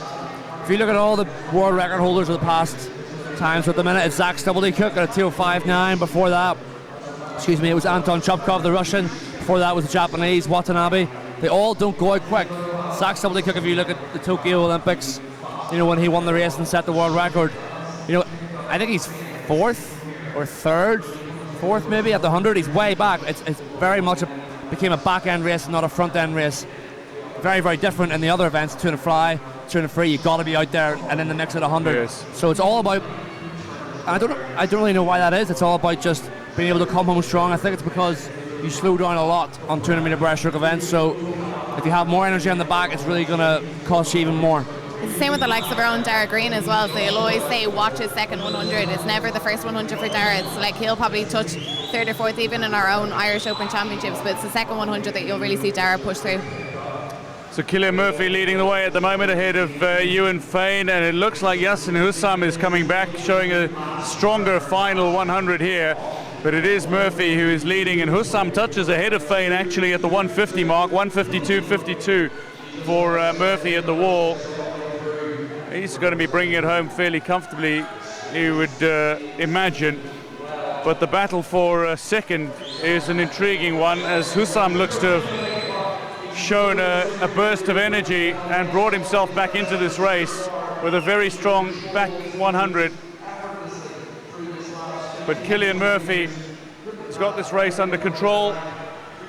Last few strokes now, and decides to go for the extra stroke rather than glide to the wall at 2:31.30 for Cillian Murphy, a 38.78 coming home for him, 2:37.15 for Hussam. Fain with a 42 final 50 meters, decelerating as he came to the wall, 2:38.41.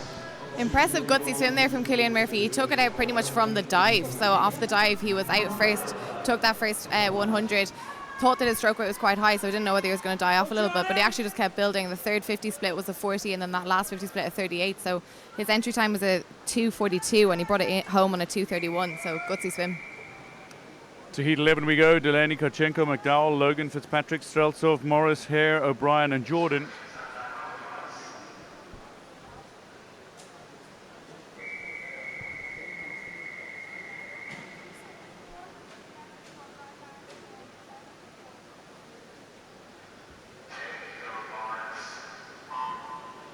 Bryn Fitzpatrick with a good start. Good underwater as well. Alongside him is Daniel Streltsov, who got himself into a good position on the start, his blocks, but the man who looks to be leading the way is Jake Logan going in lane 3. Pushing alongside him though is Ryan McDowell, and the two of them showing a little bit of a spirited exchange in the opening 50 meters. Yeah, set on the stroke nicely. McDowell looking very nice actually there in lane number 2 if I'm not mistaken. Look at that whip kick at the back, and he's just holding it nicely, as well as lane number 3 is Logan. So a 33.9 from a 34.2. But the underwater pull out, very, very important. The more efficient your underwater pull out is off the turn, you know, and the longer and the sort of more efficient it is, the easier it's going to make your race. If you've got really poor underwater pull outs, you're going to go into mad oxygen debt, and you will really suffer on a 2 meter backstroke on the back end because you're holding your breath for such a long time throughout the stroke. These two, McDowell and Logan, side by side. Interesting to see how they respond to one another over the final 100. It's Logan who touches ahead of McDowell here. Karchenko is third quickest, and it's Jack Delaney. The top 4 are all in the 4 nearest lanes, incidentally, which is not something you see all too often in a pool. Usually we're looking at lanes 4 and 5 very often. At these championships, certainly lane 7, but to see lanes 2 and 3 going as well as they are is impressive. Who's got the better back 100? Yeah, Logan and McDowell, they're definitely battling out in that first 50. It looked like Logan was using just a little bit more energy on that first 100, while McDowell was kind of using that glide very efficiently, and it does look like he's just going to take this lead coming down the third 50, something slightly faster, 39.38 for McDowell and 40.26 for Logan. So it does look like he's able to maintain that pace just a little bit better. Hopefully he can just pick this stroke rate up coming down this last 35 metres. Yeah, it looks like McDowell's definitely the more efficient underwater pull-outs, and he's visibly a smaller guy, but he's got a lovely kick, doesn't he? Look at the stroke rate though, just look at the stroke rate. Logan and McDowell battling for top spot here, and Logan is trying desperately to up the tempo. Karchenko right below is having a storm in the last 50. It's not going to be enough to get there, but it's going to be McDowell or Logan. It's going to be McDowell comfortably. 2:35.26 and a storming last 50 from Karchenko back in a 40 flat. So Logan hangs on. Yes, 39.99 for Streltsov as he made his way back, but Karchenko was storming up and charging down McDowell, who touched ahead of Logan. Plenty of entertainment in that race.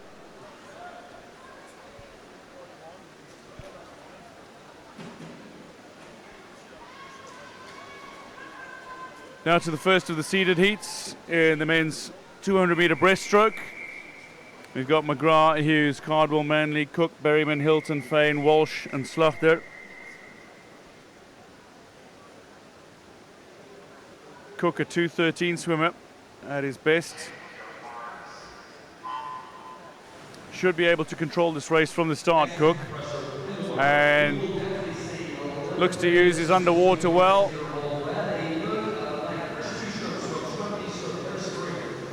Look at the difference in the strokes from the early stages here. Yeah, you've seen Cook straight off the bat. He's not going for this morning at all. Look how much he's gliding. So if we count it, glide, 1, 2, 3, 3 seconds of glide. Yeah, I haven't counted the strokes, but it's very, very low. He's just coasting through this first 50 meters, probably the whole 200 he will. His best time is right down there at a 2:13.8. So, you know, he's obviously just chilling for tonight, but look at the kick, driving forward and then holding, driving forward and then holding. So that's exactly how you want to swim a 200-meter breaststroke. Yeah, Oisin Cook actually only taking 10 strokes for that first 50 metres. So to take the 50 metres off at the front, maybe 35 metres, that's 3 metres per stroke that he's taken on that first 50. And he's around 12 strokes now, 13, going to hit on 14 strokes for this second 50. His distance per stroke is absolutely phenomenal. Cook controlling this from Berryman, with Manley third quickest, Hilton behind him, and then Ben Cardwell. And now getting into his stroke, but after not quite relaxing, but certainly taking it a little easier in the opening 100, is maybe looking to swim a little more of a race now in the back end. Yeah, obviously what he had gone through with his coach this morning was absolutely chill the first 100 metres, pick up the back 100, because you can look, India was counting the strokes there. You know, he was 10 strokes and then 13 strokes. No doubt he's about 17 or 18 here. So the goal was obviously this morning to go out nice and easy and then hit your pace on that back 100. So that's good practice to be able to switch up the speed really, really fast. So you can see now he's not gliding anywhere near the same. He's picking up the rate massively. So this will be identical to what he'll try and do tonight on the back 100 metres. Certainly focusing on the back 100 metres here is Cook, who's got complete control of this race. He's not going to be looking quite at his 2:13 best here after taking it very easy over the opening 100, but he's controlled the back 100 superbly, and he's going to take this to the wall in a comfortable time. Berryman is currently still second at the moment and Manley third, but it is Cook at 2:18.33, so well off his best, but he knows what he needed to do and he showed what he can do in the back 100 metres. Berryman second, third is Manley, and then fourth Dominic Hilton, 2:30.75. Yeah, Cook has a lot more in the tank for this evening swim. So again, just those stroke counts going down. He went 10 on the first one, 14 on the second 50. Then it was up to 19 on the third 50 and 21 down that last 50 as well. So definitely taking that second 100 that little bit faster, but it's showing that he does have the speed on the second 100. So be interesting to see how he takes out the first 100 in tonight's swim. To heat 13 we go, the penultimate heat, and watch out for Owen Corby going in 4, but Maguire, Cowgill, Black, Wilson, Corby, O'Connor, Vautier, Registe, Hunt and Sweeney.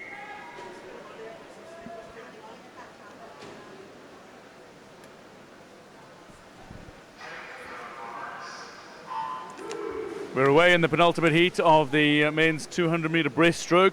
A host of swimmers that are out of their teenage years in this particular race, although we do have a couple of teenagers who have impressed. Liam O'Connor will go in lane 5, but alongside him in lane 4 it's Corby, who's looking to control the race from the outset. Adam Wilson looking good though in lane 3. Yeah, Corby going to be the standout here, not rested for this meet, but his best time, I think he's been faster than 2:12. I think he's maybe been a 2:10 or 2:11, but interesting to note, those watching that don't know, so we spoke about yesterday, if you were watching the stream, about how you're allowed to go 15 metres off the wall on the start. Well, on breaststroke you're allowed one pull out. So if that one pull out takes you past 15, as it did for Liam O'Connor in lane 5, he went to about 17 or 18 metres, you don't get disqualified. You're allowed one pull out underwater, one breaststroke pull out, and if that takes you to 25 metres, then so be it. So on breaststroke you can go as far as you want underwater, as long as it's only one pull out. Kobe comes to the wall first at the 100-meter mark. He's 2 seconds ahead of Liam O'Connor, with Adam Wilson third at the moment, touching in 1:10.83. Vautier a little way back. But this race being controlled by Owen Corby. It's a good swim on his outside from Liam O'Connor, though, for the 18-year-old. A 2:21 swimmer at his best. And this could see him just pulled along in this race. Is this where you start to make things count when you're a younger swimmer, swimming alongside the more experienced individuals? Do you get pulled along by the swimmers on your outside sometimes? I think in a sense it does, because it gives you that confidence that you can be in a race with some of these more experienced swimmers, and if you are like, okay, if I'm able to race against some of these swimmers, it might give you that little bit of confidence to actually like, right, I'll go for it on this race and I'll try and hold on, even if again the experience is holding on for as long as you can against some of the more experienced swimmers and then dying off a little bit. It probably does give a lot of these swimmers that little bit of confidence coming in for this swim. But Owen Corby still looking really strong, comfortably taking this penultimate heat in the men's 200-meter breaststroke. Again, stroke rate is pretty much stayed the same throughout the entire race, and it looks like he'll be hitting around 2:16. 2:17.06 for Corby, but Liam O'Connor posts a personal best 2:20.53 for Liam O'Connor. It's a great swim, really. He held on for the longest time and then brought himself home as quickly as he possibly could. 35.83 that he swam over the final 50 meters. That's a tremendous effort from Liam O'Connor to set that personal best. You can see the difference between Corby and Cook's swim though. So Cook in the last one, very long and strong in that first 100 metres, only taking 10 and 14, then upping the stroke rate to 19 and 21 for the second 100.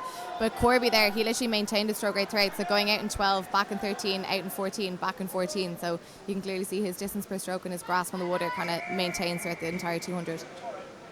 I can't multitask like you and I don't know how you count the strokes and commentate. That's very impressive. To heat 14 of 14, nobody in lane 7, but lanes 0 to 9, McGinley, Harvey, Mulhall, Cummings, Bilbao, Feenan, Cox, Kukoska and Ates. Yeah, Bilbao will stand out here, 2:11 is best, from Feenan above him, 2:14, so interesting to see here what they go in the heats. We've seen generally from Corby there, that was a very chilled out 200 metres for him, 2:17, way over his best, so I think you're going to see much of the same from these guys, especially the guys in the middle that are, more guaranteed to make the final. They'll just set their strokes, set their timings right for tonight. How important is it for swimmers in terms of setting times is one thing, but in terms of taking it easy and conserving a little bit of energy for the final, but also not losing too many places in the swimmers around you? Some swimmers need to win regardless of the times that they're posting. How does that reconcile? Yeah, it's interesting because I think, in this country, in certain events, there wouldn't be a crazy amount of depth like there would be in Australia or Britain, so you can coast the heat to make it to the final. Some swimmers will obviously have the ego where they want to touch first no matter what it is, but some of the more experienced swimmers will know, well, I just need to do enough to get back to the finals for tonight. I know I'm faster in the evenings, so it's kind of a catch-22. A lot of Irish swimmers generally have had the problem because they've been able to go so easy in the heats. By the time they get to major international competitions, they struggle to swim fast in the morning. So it's kind of a one you got to work on. It definitely works with experience. Andrew Feenan is controlling this race, though. He looks like he's in a position where he is well and truly in control of this race. Oscar Bilbao, 17-year-old Hamilton swimmer. 1:40.90 for Feenan as he hits the wall. 35 seconds over that last 50. Bilbao 36.22, 1:45.69. All the other swimmers over 40 seconds over that last 50. But Andrew Feenan is showing some speed in the water here, the 22-year-old. Yeah, Bilbao he's entered on he's entered on a 2:11, but he's going to be astronomically off that this morning. So not too sure what's happened with him, even if he is taking it easy. But Feenan is entered on a 2:14, slightly over that, but a nice swim from him. Hopefully he gets that beard shave tonight, shave off about 3 seconds for him. But Bilbao in on a 2:21 for the second position, but he'll still be back for tonight's final. Bilbao coming to the wall second behind Feenan, Mulhall, Cox and Cummings touching almost alongside one another, inside a second of one another.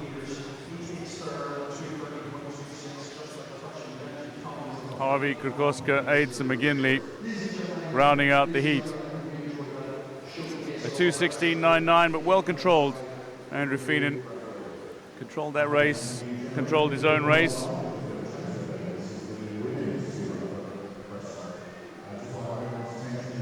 Yeah, Bilbao 10 seconds over his best there, so he's taking it very easy, but back tonight, so no medals won in the morning. But on to the women's now. We've got 6 heats to bring you before a couple of 800 freestyle relays. It's a 4x200 relay, very, very different to the 4x1. Very, very, I love watching the 4x2. It's brilliant. The lead can change so much more, you know, because, well, generally at the high level, I know the 4x2 there was at Worlds this morning. It's going to be very exciting to watch that. That'll be going at about 1 o'clock our time, Ireland time. So tune in for that. World record might be set in the 4x2 this evening in the Worlds. Definitely. Watch out for GB. So heat 7 then of the women's 200 metre breaststroke. McNally, Graham, O'Connor, Murphy, Adams, Kenny, Thompson, McDade, Dunn and Poots. And this is a race that's been dominated by Tatjana Schoenmaker over the last few years. An unbelievable world record at the Tokyo Olympic Games, on their way to winning gold. Somebody who dominated the World University Games in Naples in 2019 and really shot to prominence at the South African National Championships and the African Championships. And then came good at the Tokyo Olympic Games in unbelievable She came good very quickly, didn't she? She came out of nowhere. Yeah. She missed out on qualifying for Rio 2016 by 1/100th of a second, and then went back to work. And from 2019 really came into her own when she posted those really quick 100 and 200 meter times at the Universiade in Napoli and Naples, and then double gold in Tokyo, wasn't it? Was it double gold? No. Yeah, double gold. Yes. Double gold, 100, 200. Yeah. Unbelievable. So she's out there at the minute. She'll have the 200 meter breaststroke final coming up in a couple of hours. I mean, what time are we at now? We're at 10:30. So the World Championship starts at around 12 noon Irish time. So tune in for that. You know, look for a link online and watch some great swimming. There's going to be some fast swims there tonight. Let me tell you. Watch out for her in that women's 200 meter breaststroke, as well as the 4x200 for men. Watch out for GB. They could break the world record. That world record set way back in 2009 by the US team. So back to the pool here. Looks like lane number 7. Kate McDade. Nice, comfortable lead. You know, holding that stroke, and like we spoke about, the girls at this age won't have the power and the strength yet to be able to glide like those men we saw just gone. So you know, but that's what they need to aspire to. When you look at Schoenmaker and all those great swimmers. Pedersen, I remember, the Danish swimmer who held the world record for a long, long time. You know, lovely long glides, and that's what these swimmers will be aspiring to, working on their kicks. Kate McDade finds herself leading the 15-year-old. Does she have the experience to hold on? And certainly a race that you learn to swim. The older you get, you mature into the race. So for Kate McDade to be leading and controlling the race the way she is impressive. Bridget Kenny with a 46 for that last 50 meters has got herself up into third. So Dunn is currently second. But it is McDade who is leading the way. Yeah, all these swimmers are around, none of them under 3 minutes, so, you know, 3:01s to 3:04, so sub 3 minutes. The goal here, once you break 3 minutes, you're on the way down to the mid twos. But right above McDade is Kirsty Dunn, having a storming last 50 meters, and she's got a really nice high stroke rate, pecking it up, very difficult to do, but McDade is holding with that lovely, nice long stroke, and she's going to be sub 3 minutes for the first time in her life. What a milestone that is. 2:57.3. Dunn joins her, and Bridget just outside the sub 3 minutes in a 3:69. Fine swim from Kate McDade, 15 years old and learning still this race, but she's timed it to perfection at 2:57 as she claims the win in this 7th heat of 12 for the women's 200 meter breaststroke.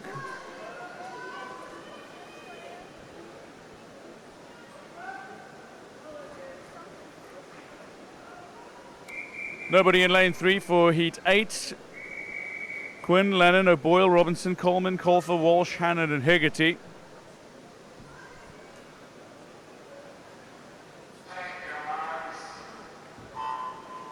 Underway in heat 8 of 12 in the women's 200 meter breaststroke. Well, nobody is going in lane 3. Izzy Lannon going in lane 1 has come out nice and high and in this race. Sasha Coleman going in lane 5, though looks to be just in front. A little push from Jane O'Boyle going in 2 as well. Jane O'Boyle might be in front through 25 metres. Yeah, she's got that nice sort of long glide stroke, getting the hands right together. You know, so much power, you know, from the breaststroke kick is actually in your glutes, you know, in the backs of your legs and your hamstrings. So important to have strong glutes. So a lot of these swimmers, as they get older and they'll start gym work and, you know, different sort of strength and conditioning work, maybe not at this age, a little bit too young, they might be just doing basic land movements, but there'll be a lot of the sort of single leg work, working on your glutes, working on your hamstrings, your hips, because when you whip your feet back like that, it's all your glutes powering that pressure through the backs of the legs. So you'll be able to see it as we get to the faster swimmers, the likes of your Molly Mains and your Neve Coins in the later heats in a few minutes' time. You'll definitely notice it. It's true. I think strength training definitely has become a little bit more common amongst younger swimmers now, though. So the fact that we've seen a lot more power, particularly in the males, you can see a lot of males probably around 15, 16 that have a lot more power and strength than we might have seen about 10, 15 years ago. So it has been incorporated into swimming plans quite a good bit more. Maybe not backloading any sort of weights, you know, putting pressure on the spine, but it does look like there's a good bit of strength coming into these younger swimmers now. O'Boyle just ahead of Colfer and Coleman at the moment with 100 metres to go in this women's 200 metre breaststroke. O'Boyle is swimming a very good race from lane 2, the 17-year-old, with the two 15-year-olds, Coleman and Colfer, just behind her. It's been impressive to see the 15-year-olds and some of the times that they've been posting at these age group championships as well. Throughout the days, we're into day 3 of action here. This is the 7th session of the 15 that'll take place. We're nearly halfway through the championships effectively, but O'Boyle leading the way ahead of a couple of 15-year-olds who have been impressive in Sasha Coleman and Nicole Colfer, who will touch now. Colfer just ahead of Coleman with 50 metres to go. True, David and I obviously said it last night as well, the fact that some of our favourite races, we're actually watching the younger swimmers celebrate the wins, even if they're not getting medals. So the fact that they can come in and they're happy with all the swims that they're doing and being able to see the 15, 16-year-olds produce times that they are happy with, it will give them that motivation to come back in September and just train harder for the new year. Yeah, absolutely. So, actually, it's still going to be the Longford swimmer. She led from the start, Jane O'Boyle, and she's going to take the victory here. Now, a nice wee battle in the middle of the pool between lanes 4, 5 and 6, but the silver looks like, oh, not silver, she's in the second position, looks like it's going to go to Colfer, or no, maybe below her. It's going to be a nice touch, though. 250 at 2, O'Boyle. Robinson with a very fast final 50, 45.33. She's taken 2 seconds off any of the other swimmers around her. Hegarty also comes back in 45, 302.59, but touches 5th fastest overall. But Jane O'Boyle controlled the race from the start and touches first. A couple of sub 2 minutes there, or sub 2 minutes, that'd be super fast, wouldn't it? There'd be some questions if there were sub 2 minutes, but yeah, 2:59.88, so just dips under. Fantastic to see, to sub 3 minutes for the first time. To heat 9 we go. Murphy, Lynch, Warchall, McCormick, McDade, O'Shea, O'Sullivan, Butters, Malcolm and Henderson. Butters a DNS from Malcolm a DNS from lane 8.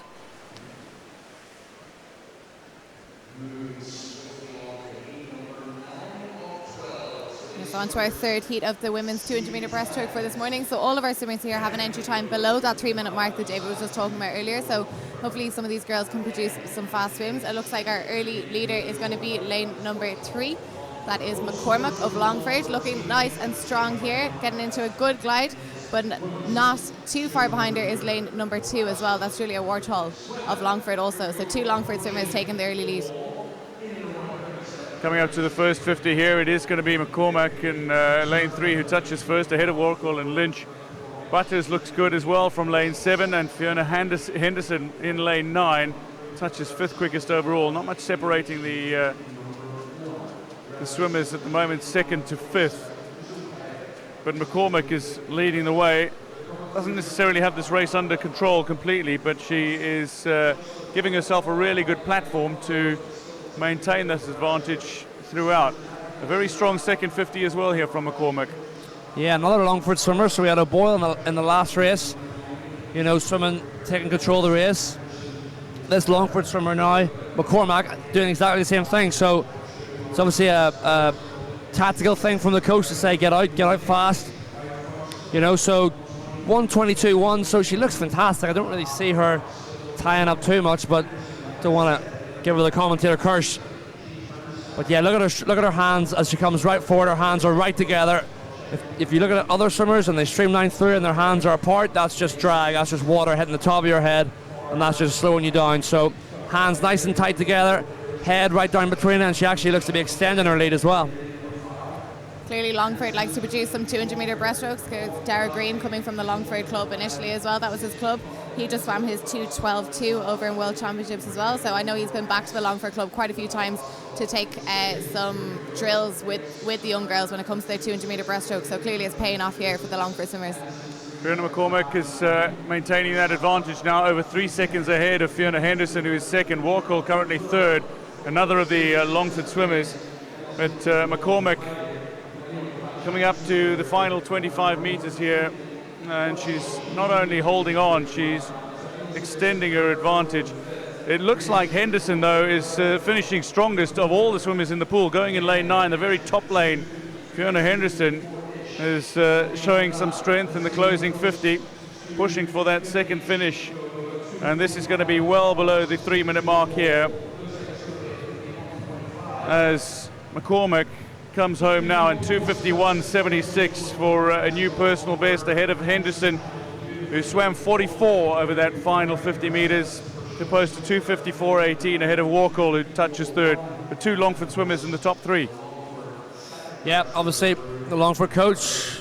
Who's the Longford coach in there? I'm not too sure who the Longford coach is. Can't remember. Not too sure, but obviously knows he or she their breaststroke a lot. So with Dara Green and now these swimmers, so great to see and watch out for them in the coming years, even because they're still very young, aren't they? So we've got Molly Main coming up now in this one, representing Temple Oak here. She swims out in Hamilton, Dubai.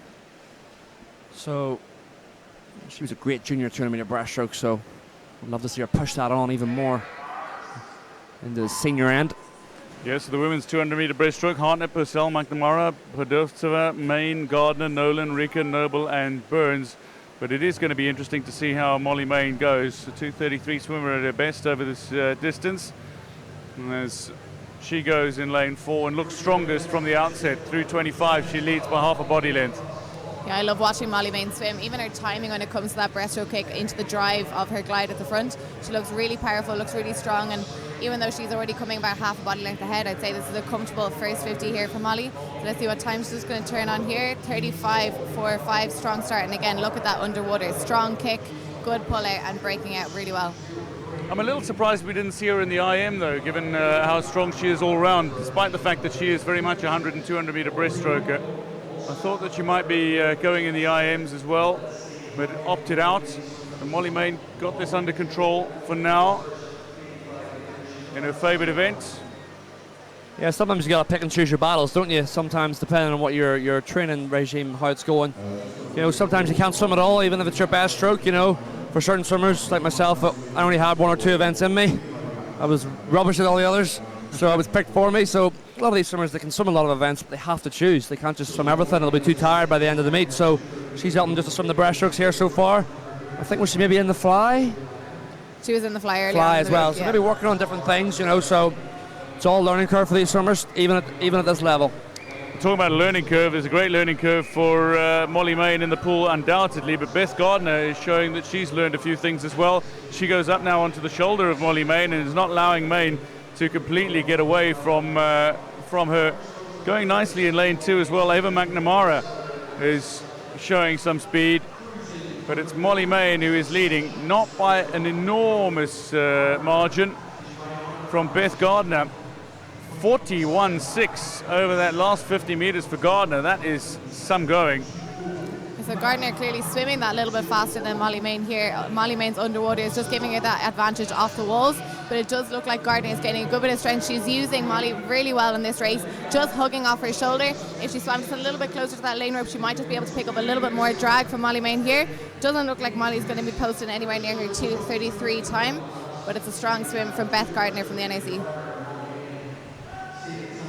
So Molly Main is going to be bringing this home. Beth Gardner doing really well on her outside.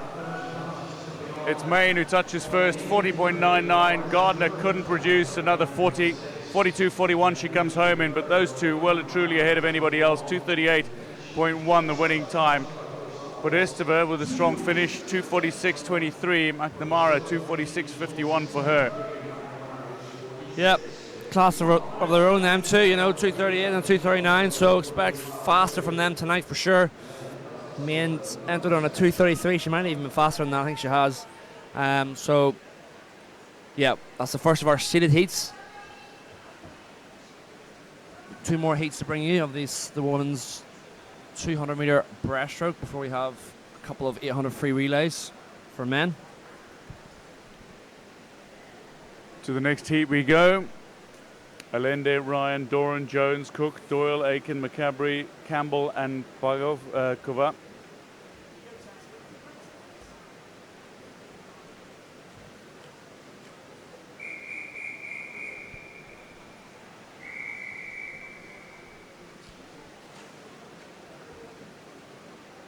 Cook and Doyle, the two quickest in this field.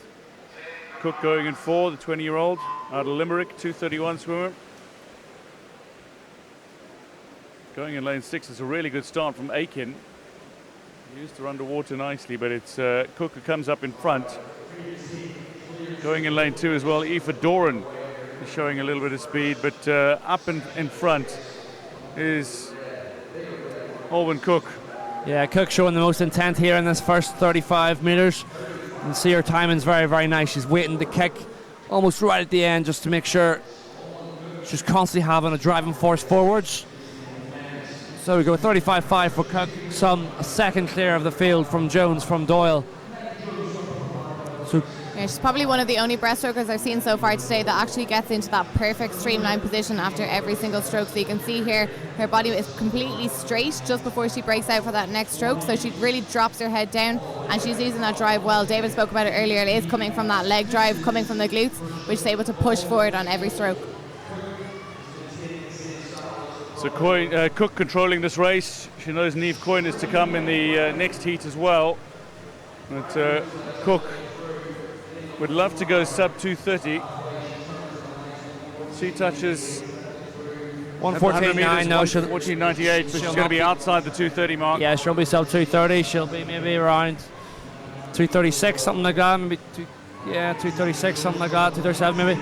So, but she's extending her lead here now, and she's definitely picking it up. So you can see by the intent, sometimes by the, you can almost tell how fast or how much a swimmer's trying by almost their neck muscles and how much they jerking their head forward. You know, you can kind of tell, you know, just by eyeballing it. So similar tactics to Oisin Cook, I guess, in the men's 200 metre breaststroke. So taking it a little bit more relaxed and then really picking up that stroke rate coming down this last 100. And you can see that with Alwyn here as well. She's really picked up that stroke rate coming down the third 50. 39.45. Good split there for the third 50. Alwyn Cook is leading, but Aiken and Doyle are neck and neck alongside her. Aiken touches second, just ahead of Doyle. Jones is fourth at the wall, but Cook is leading and controlling this race, the 20-year-old from Limerick. She's coming home fairly quickly. She's up the tempo nicely. There's an intensity in her back 100. Yeah, definitely. Very, very similar to like India said, what Cook was doing. So just picking it up and setting up the stroke for tonight. Setting it up, knowing exactly what you need to do. So she's coming in now. It's going to be around a 234-ish. Yeah, 235, 235.2 for Cook. Comfortable back 100 for her. She'll be safely through to tonight's final and our fastest qualifier at the minute, I think. Yeah, as she touches ahead of Aiken and Doyle, a 244.97 for Doyle. Aiken 243.26. Doran touches fourth quickest. Megan Jones is fifth. Strong back leg there from Alwyn, so she went out in that 115 and be able to come back in the 120. You could see that pace change and using that drive. So strong two splits there from Alwyn Cook of Limerick.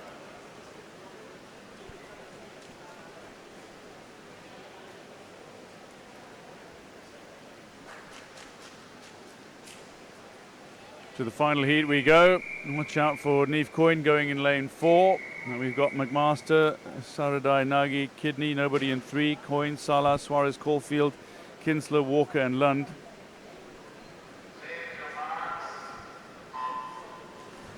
Be interesting to see how Niamh Coyne approaches this race. Certainly the fastest in the field and somebody who's comfortable going below 2:30. Yeah, I say she'll adopt a similar approach to all the others in the men's and the women's 200-meter breaststroke. She'll find her stroke, find her pace, and just set herself up for tonight. Not take too much out of herself. She's obviously entered on a 2:29. You know, so she'll be over that. I imagine she'll be around similar to what Cook was there, 3:36, something like that, 2:35. Just setting up for the final tonight. She's clearly in the lead already by 2 seconds. So Coyne ahead of Kidney with Salah of Hamilton currently in third. But Coyne well and truly in control of this race, but certainly not pushing the pace. Not the intensity that we're used to seeing her in the pool. This is the heats. Conserve a little energy for the evening final. But a beautiful stroke, wonderful technique. Yeah, vastly experienced now is Niamh Coyne. She's been at this high level for a number of years now, so you know she's used to it. And with that, all that experience comes, a lot more knowledge of how to swim this race. So she obviously is trying to get to the heights that Mona McSharry has exhibited over the last number of years. So hasn't quite been able to do that, but you never say never. Keep going, keep picking away. Excuse me. And keep trying. But at the minute she's looking lovely, very nice, very comfortable. Like I said, she'll be back for tonight's final. She'll get out of this race, she'll swim down, maybe have a sleep, have some food, and she'll be back to try and set a best time tonight. At the 150 mark, it's a 1:52.22 for Niamh Coyne. Second at the moment is Suarez Caulfield, who's showed a very strong third 50, 42 seconds that she came back in. Salah still currently in third. Yeah, nice action shot there of Niamh again, still looking really strong with that stroke rate, so pushing and driving on every single stroke, just slightly going a little bit faster with that stroke rate as she comes into these last 15 metres. Her entry time is a 2:29.49. She's going to be above that here, but not by too much. Final few strokes here for Niamh, and she finishes in 2:32.43. So again, swimming slightly different to some of the other girls, hitting actually very similar stroke rates there, 16, 16, 18 and 21 on that last 50, so strong swim from Niamh Coyne. Coyne ahead of Suarez Caulfield. Salah touches third quickest, and Saradai Nagy is next to hit the wall. Isabel Kidney, not her first swim in the pool this morning, 2:49.40 for this 200 breaststroke. Yeah, Niamh looked very, very chilled there as she turned around, doesn't look out of breath, so she's got a lot more. Expect a good bit under 2:30 tonight in that race, so for her, so good swim. To the 4x200 meter freestyle relays we go. 800 meters of in the pool, 4 swimmers. This is the men's 4x200 meter freestyle relay. Sligo, ESB, Mallow Swans, Sundays Well. Lane 5 and 6 are empty. Then we've got Lisburn and Banbridge. Yeah, expect there to be a big gaps here in the amount that teams win. Just because it's over 800 metres, it's a long way. These swimmers will be coming in roughly in around 9 minutes or so will be how long it'll take to do this race. So interesting always in a 4x2. I was never a 200 freestyler, but the guy going last has got a long time to wait by the time they walk out and pull deck, doesn't he? We're underway in the first heat of 2 for the men's 15 and over 4x200 meter freestyle relay. So 4 lengths of the pool for each of the 4 swimmers. And straight into the action. Lisburn look to be leading the way at the moment.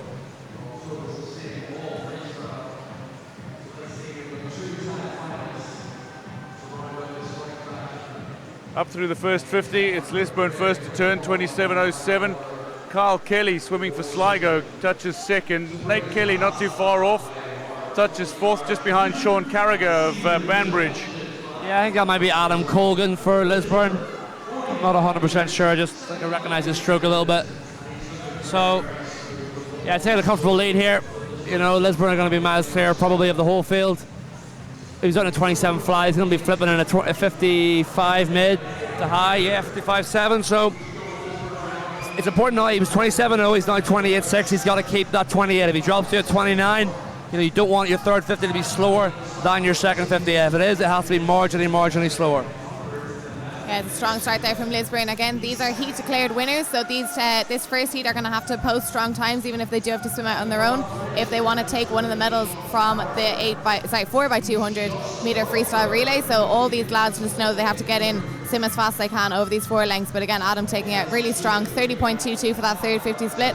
Looks like he might just bring it in just below that 2-minute mark. Sligo second at the moment, courtesy of Carl Kelly in the pool.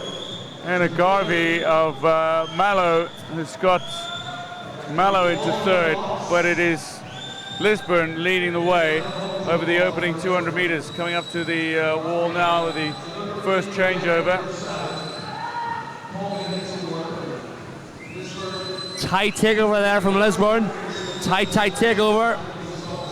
It could be just on the money, but it was definitely a tight one. But look at the leg kick from the Lisburn swimmer. He may pay for that in the back end. So easy to get excited on a 4x2, you know? You're waiting behind the block, you're ready to go. You know, and you dive in. Once you dive in, you just want to sprint. But a 200 meter freestyle, you got to be a bit more composed about it. Is that what sets it apart for you from the 4x100, for example? I know a lot of people focus on the 4x100, but you get genuinely excited about the 4x200. Yeah. Relays are the best part of swimming, no doubt. You know, so it brings a different energy. You can feel the energy in this place will build.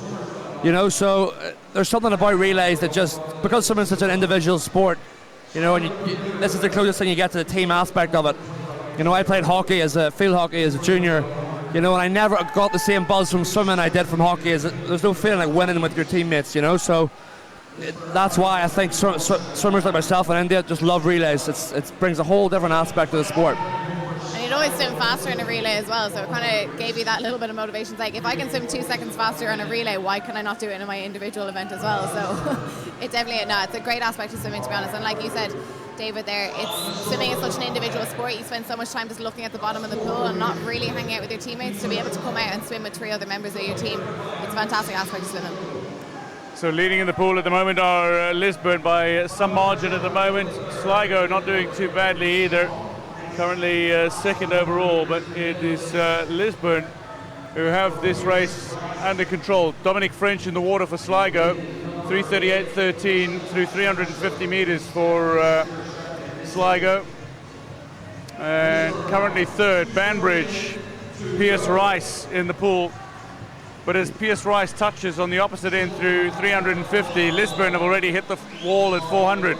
Yeah, I think I was roughly a 157 maybe there for that swimmer, so good swim. I mean, again, the big leg kick coming through. I mean, they're so far clear. You know, the cameraman's having a fit trying to get between, get everyone in. Shot. But here we go. 27-1 on the front end. Yeah, Lisburn taking a 9-second lead off the first leg, and now they're 20 seconds ahead of second place, so they're really, really dominating this first heat of the 4x2 freestyle. So they're pretty much just going to have to swim it on their own now if they want to post a fast time. We still have a second heat, and again, these relays are heat declared winner, looking for those medals.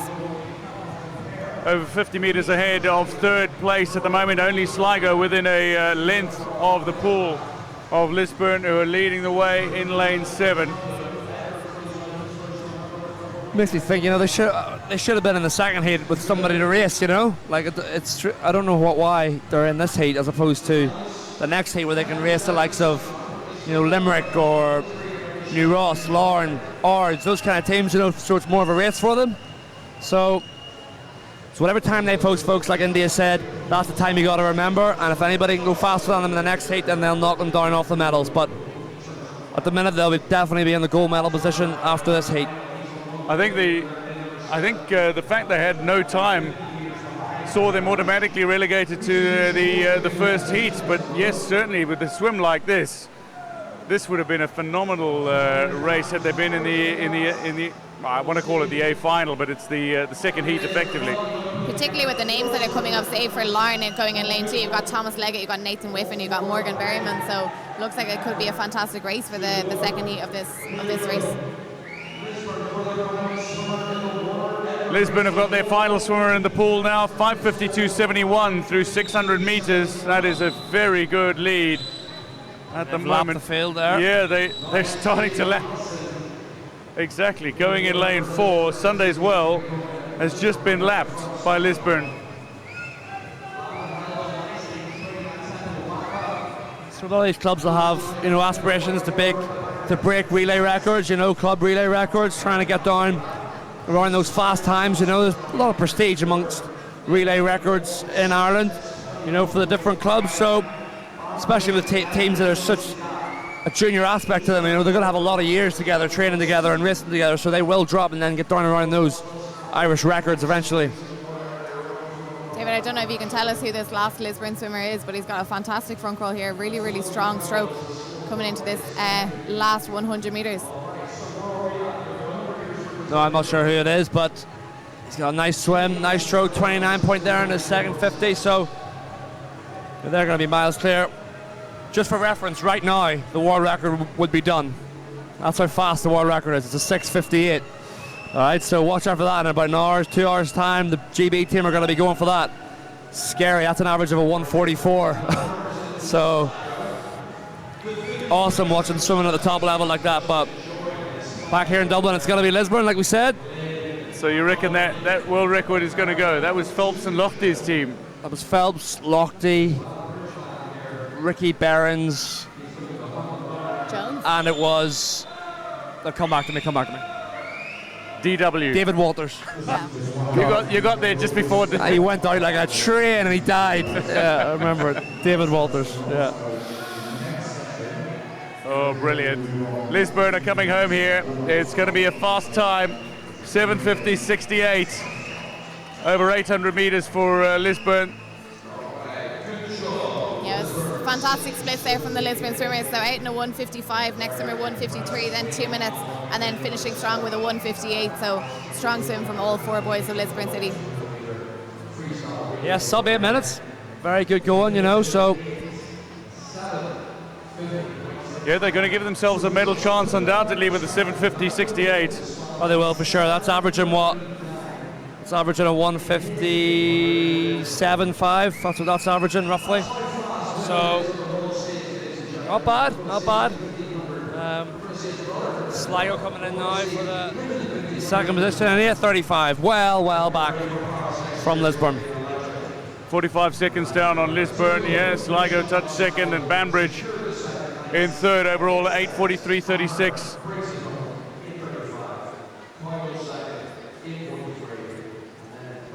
So just our final few swimmers finishing off now. We've got ESB coming in next in lane number 2. Their finish time is going to be a 9:01.34. Lane number 3 to follow, that's Mallow Swans, and their end time in a 9:08.92. So our final swimmer is coming in now in lane number 4. Sunday's Well will round out this heat.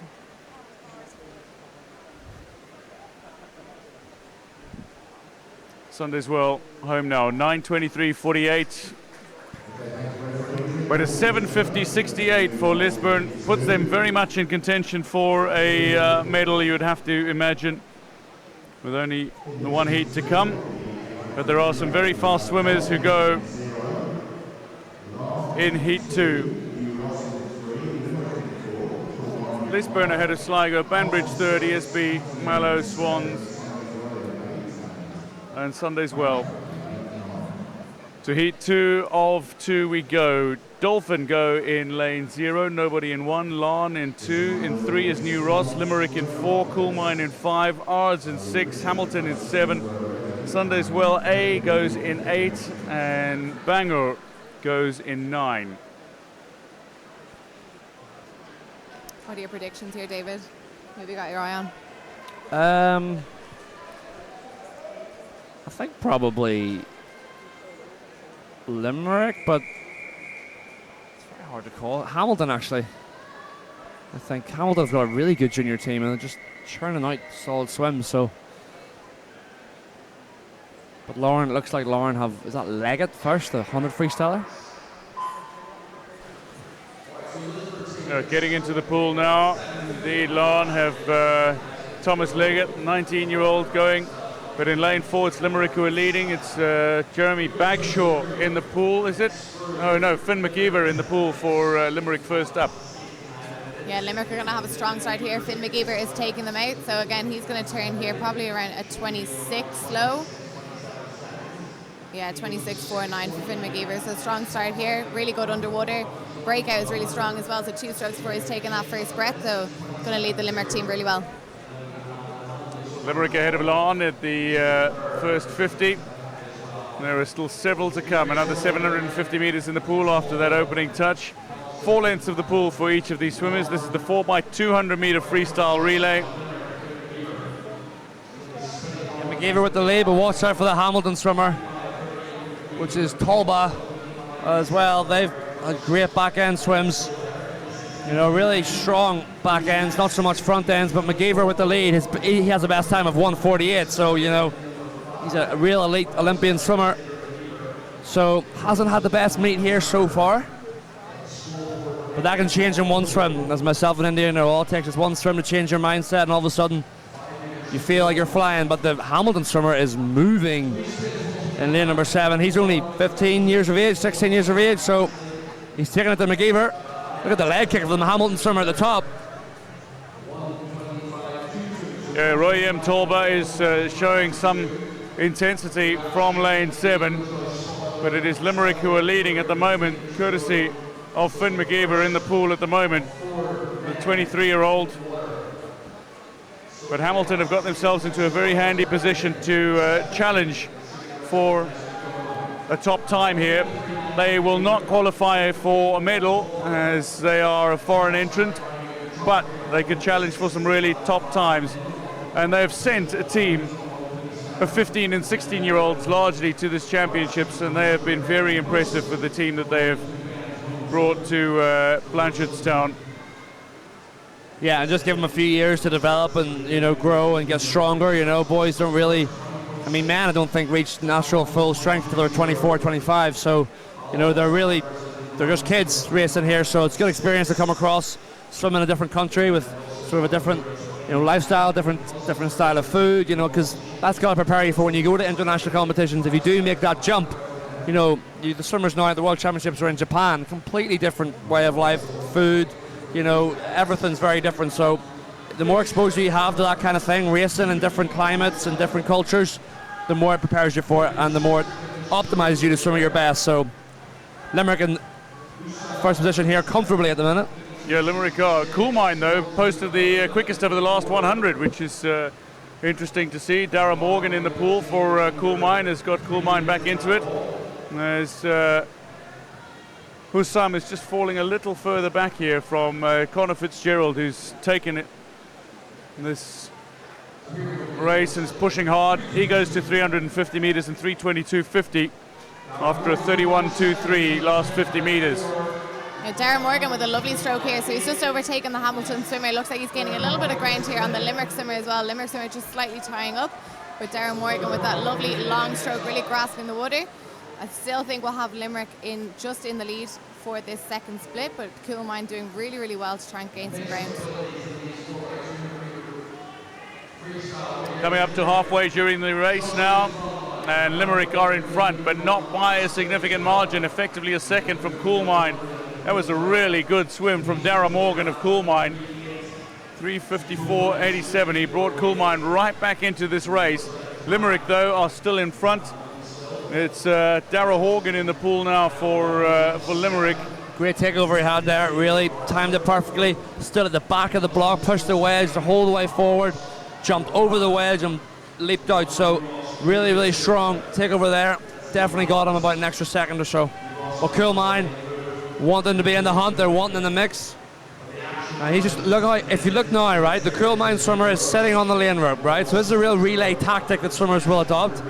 If you sit on the lane rope, if you dive in a relay and you're behind the swimmer beside you, and they're sort of slightly close to the lane rope, they'll be creating a kind of a wash, and you can sit on their shoulder, and basically what that swimmer in front is doing in the lane beside you, they're breaking the water for you. So you're swimming through like water that's technically called dirty water. So you're able to go faster and ride the wave. It'll naturally sit you higher in the water. That's why you see the likes of Jason Lazak in the 4x100 freestyle relay in Beijing. He split a 46.0 just sitting on Alan Bernard's wave. So it's a real, these relays, tactics come into it, and sort of knowledge of hardest from the race is really, really important as well. And look, he's overhauled him here. Ali Ryan is swimming a superb 200-meter leg here for Coolmine. Ali Ryan alongside Darragh Horgan is Limerick and Coolmine, and now Coolmine have hit the front and they lead through 550 meters. Limerick are still not out of this, with a swimmer each to come in the pool, but Coolmine lead from Limerick. Third is Hamilton at the moment. Adam Cundill in the pool for Hamilton, but a little further back. This is some swim from Ali Ryan. Yeah, we've got to keep an eye on the time. Lisbon were, what were they, 750, 750, yeah. right, so let's keep an eye on that. They're going to, oh, it's going to be close enough. You know, they may not have enough, so we'll have to see. They're going to need, this guy's got this swimmer in the water now, who hasn't updated yet, but he's going to have to spend a 154 to get ahead, so. Danny Morgan in the pool for Coolmine, Tim Konstantinov in the pool for Limerick at the moment, but Hamilton looked to be eating up the water here as Hussein Shoki is in the water. We've spoken about his technique, his ability and his fine intensity in the pool, but it is Coolmine leading the way through Danny Morgan. Yeah, 154, he's going to have to split. If he splits the 154, they're going to take the gold. So we'll have a fair idea here with 100 to go what he needs to come back on. Shockey's overhauled Limerick. Limerick are out of it, forget Limerick. Shockey moving as well for Hamilton. But let's have a wee look here. He's in prime position to do it. He needs to come home in a 58, maybe something like that. So just 29's needed, so tough enough here, but the Lisburn swimmers will be watching at the side of the pool there, top left of your screen, are watching to see what they go. So just a sort of 65 meters to go here. Yeah, Coolmine still looking really strong. They're clear, the clear leaders here. We do have Shoki coming at behind in lane number 7. I'm going to say that Coolmine might just be slightly above that 750 mark that was posted by Lisburn. I'm going to count 752 maybe for these Coolmine swimmers, but it's still a fantastic swim. No, they've not got this. It's going to be Lisburn are going to be the gold medal winners. They're right in front doing it themselves, but the Coolmine have had a fantastic effort. Watching the clock now, 7:42, 3, 4. They're going to be silver medalists comfortably, but they are just outside. They are agonizingly close, over 7 minutes. They're only going to lose by a second and a bit. 7:51. The Lisburn swimmers celebrate in the corner. They've got the gold medal, and Hamilton came back really well just to get sub 8 minutes too. That's for a junior team. That's real some going. 7:59.1. Limerick fell way back. Must have front ended it. Yeah. To have a team of 15 and 16-year-olds to come back in 7:59.16, that's really impressive from Hamilton, but what a swim from Coolmine. Danny Morgan bringing it home, very comfortable at 29.34.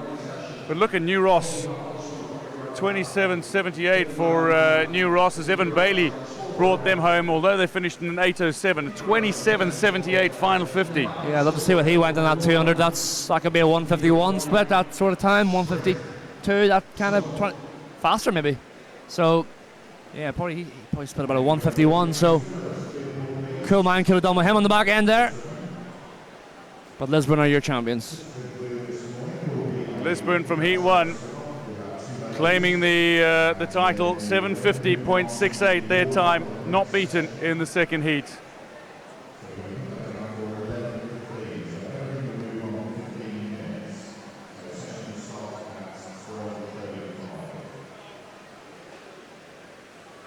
Before we conclude the session, we have got a swim-off in the women's 50-meter backstroke.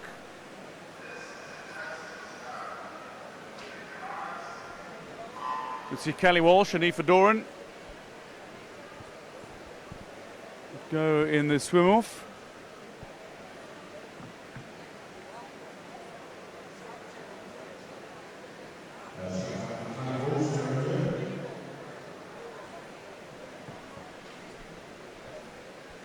Well, Aoife Doran is waiting by the starting blocks. No sign of Callie Walsh, it seems. There she comes. Oh, there she comes. Right on cue. A swim off yesterday and a swim off today, so this is for a place in the whatever respective final it will be. It's always in the 50s. Yeah. Or usually. Usually, yeah. It's closer, isn't it, in the 50s? So both these swimmers will have tied for 8th position for their respective finals. So instead of tossing a coin, they swim off again at the end of the session, and the fastest swimmer will get through. Doesn't matter what they went before, that time's irrelevant. It's whatever time they go here. So they go 5 seconds slower. As long as they beat the person next to them, they're through. Mind games going on here. It's just taking her time. Kelly Walsh really taking her time. I think like she might it. be playing a couple of mind games Absolutely. there on Aoife Doran. Look at that. It's like you're not starting the race without me, are you?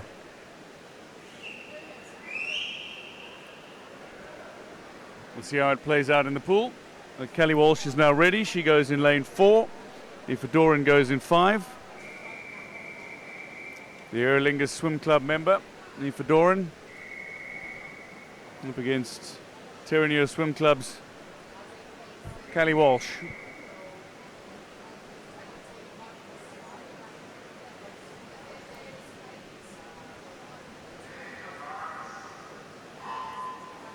And again, don't look at the time. This is the swim-off for the women's 50-meter backstroke. It does not matter about the time. It's simply about beating the person alongside you. Yeah, very tight off the start there. Really hard to call the swim-off yesterday. There was a clear leader after the start. It looks like just ever so slightly. It is Doran who's got the lead, and I think she's going to be able to hold on here to take the swim-off and book her place in the final tonight. Doran the whole way through. It does not matter about the time. Like Dwayne said, in we go. Yeah, Doran takes the win, and she's going to have another shot tonight. Walsh, the mind games didn't quite pay off this time. But what a great swim to finish off the morning session. 31.25, good enough to beat Kelly Walsh alongside her. Aoife Doran will swim in the 17 to 18 final for women 50-meter backstroke. And that's where we're going to leave it for session 7. The session is concluded. So from the National Aquatic Centre, from India, from David and me, for now, it's goodbye.